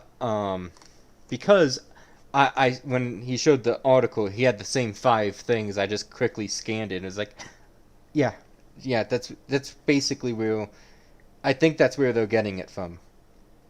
They don't have links to those sources, but they did flash their sources up on the screen. Yeah, and when you're doing something like this, that's the first step, right? You always list your sources. You always list what you're arguing against, because if you don't, it immediately appears as though you're arguing a straw man, and that's ultimately what happened. Is they argued a straw man. Not to repeat myself 100 times, but it really, really rubs me the wrong way for him to even say Aristotle when the Aristotelian ethics again run so counter to not counter, but are in violation of the Izod gap. That really, really bothers me, because either he's ignoring that completely or he doesn't understand it. Right, and just so everyone at home knows, the way this is formulated is in the Buddhist sense of the symbol, not the German sense. Well, that's good. So, you can take them to court for damages. So, that's argumentation ethics, and already Hoppe's approach sounds less like a free society where people can associate without being molested and exercise the full extent of their moral agency, and more like a Stalinist dystopia where people are thrown into gulags for thought crimes against the totally not a state community covenant. Oh, and that... Pause. Okay. Yeah, so. That was a major leap. That was a major leap. Yeah, God, totally not a state covenant community, because when you sign a contract, that's a creation of a state. Right. It is extremely interesting that left libertarians, and I'm assuming that's what he is at this point because his arguments reflect those arguments, always seem to reflect the idea that anyone and everyone, if you sign a contract, at that point you become an essential slave to the contract. you're not a slave to the contract. You agreed to that contract. You agreed to live under those rules. You agreed to do those things. And then the violation or the administration of justice beyond that, again, having nothing to do with argumentation ethics, is a completely contract-specific thing, right? So, I mean, it's hard to argue the general here when he's trying to address the specific. Right. We can only take his argument of the Pacific and just try to generalize it. So, anyways, I like how they threw that in the last 5 seconds of the video. Yeah, Let's see what else they can pack in. Yeah. That brings us to the next point of Hoppe's philosophy. I believe is Covenant Communities the next thing? Because I thought it was something else entirely. I'm very excited for the Covenant Communities. Holy shit, that's Secession. That's Secession is the next one, and then it's neo-feudalism. So, if you want to talk about that, Jared, we should make another time for this. Yeah. I mean, this has been kind of fun. We can do this solo in the day. Yeah. Have you previewed those videos yet? I have previewed Secession, and I was making things for it. So, for instance, not this one, but Hoppe is not a monarchist. This as well as this. I need to get the quote back because when we started my computer, we went to the top of the book, and I need to get the quote back that he just contradicts. Like there's this thing in this book, and really a long essay, and he just is like, anyways. So do you know, in his video about secession, is he arguing against it? Yes. Okay. Wow. From a that we've got to do this. We've got to have a video on this because, I mean, as the description of mine on Twitter is, I'm a separatist, right? So the argument against that separatism is going to be something that I look forward to refuting. Yeah, because he's basically saying that secession is just the creation of more states, and therefore it is more statist than before. So, by that logic, having a globalist one-world government would be closer to libertarianism because there's only one state. Yep. That's where logically you would have to go. Yeah. Yes. Since the number of states in the world should be 0, anything that approaches 0 is better. So everyone would Yeah. That's like some true autistic like arguing. Yeah, I'm looking forward to that one. For sure. Oh God, yeah. So I'll save those arguments because I could talk about that for an hour in itself. Just that statement. Yep. Just let your wife know that someone is wrong on the internet. Yeah. Oh, she's probably already pissed at me because I've taken up a whole lot of time doing this. But we've got to address that because the opposition to secession is a totally immoral take. But we'll address that. I'm sure Ryan McMakin would love to address that. He's really good on that subject. So if only we could get him on the show. Oh, that would be brilliant. Yeah, I would love that. Yeah, but we're not big enough yet. Not yet, but we will be. Well, I think if you guys are good, I think this is where we should wrap it up. Oh, yeah, definitely. We'll just... do you have anything else to say or anything like that? No, if people want to find me, I'm at END Democracy, End Democracy on Twitter, and then all of us are obviously associated with Hoppean.org. Go there and check out our articles. Bert was recently published there. He has a really wonderful article up that just got put up, what was it, yesterday, about democracy. So very relevant to my name. Title of the article is Democracy is a Revolt Against Order, and I also highly recommend checking out Colton's arguments against agorism, which I'm sure that these guys are really going to love. Yep. Yeah, no, because basically, they don't believe in secessionism, they believe in agorism. Yep, cringe. Yep. F in the chat, boys. Yep, F in the chat. All right, guys. Well, wonderful discussion. Thank you very much. If anybody wants to submit an article to be published on Hoppean.org, send us an email at submissions@Hoppean.org, and check us out on Twitter at the Hoppean. Right, and if you don't hear back from us in a week, just DM me. I have open DMs on my Twitter. All the Twitter info for everything is down in the description, so you shouldn't have any issues. Colton, if you would, please post links to the stuff that we discussed here and links to the original videos so we don't fall into that same trap that these guys fell into. I did for the videos, not for the things, because I think it's fairly easy where we got all this from. Okay, yeah, that's fine. Yeah. All right, guys. Well, thanks again, and we'll talk to you later. Oh, and just so you know, whenever, they could see the entire window, so they saw all of the URLs anyways. Okay, great. Yeah.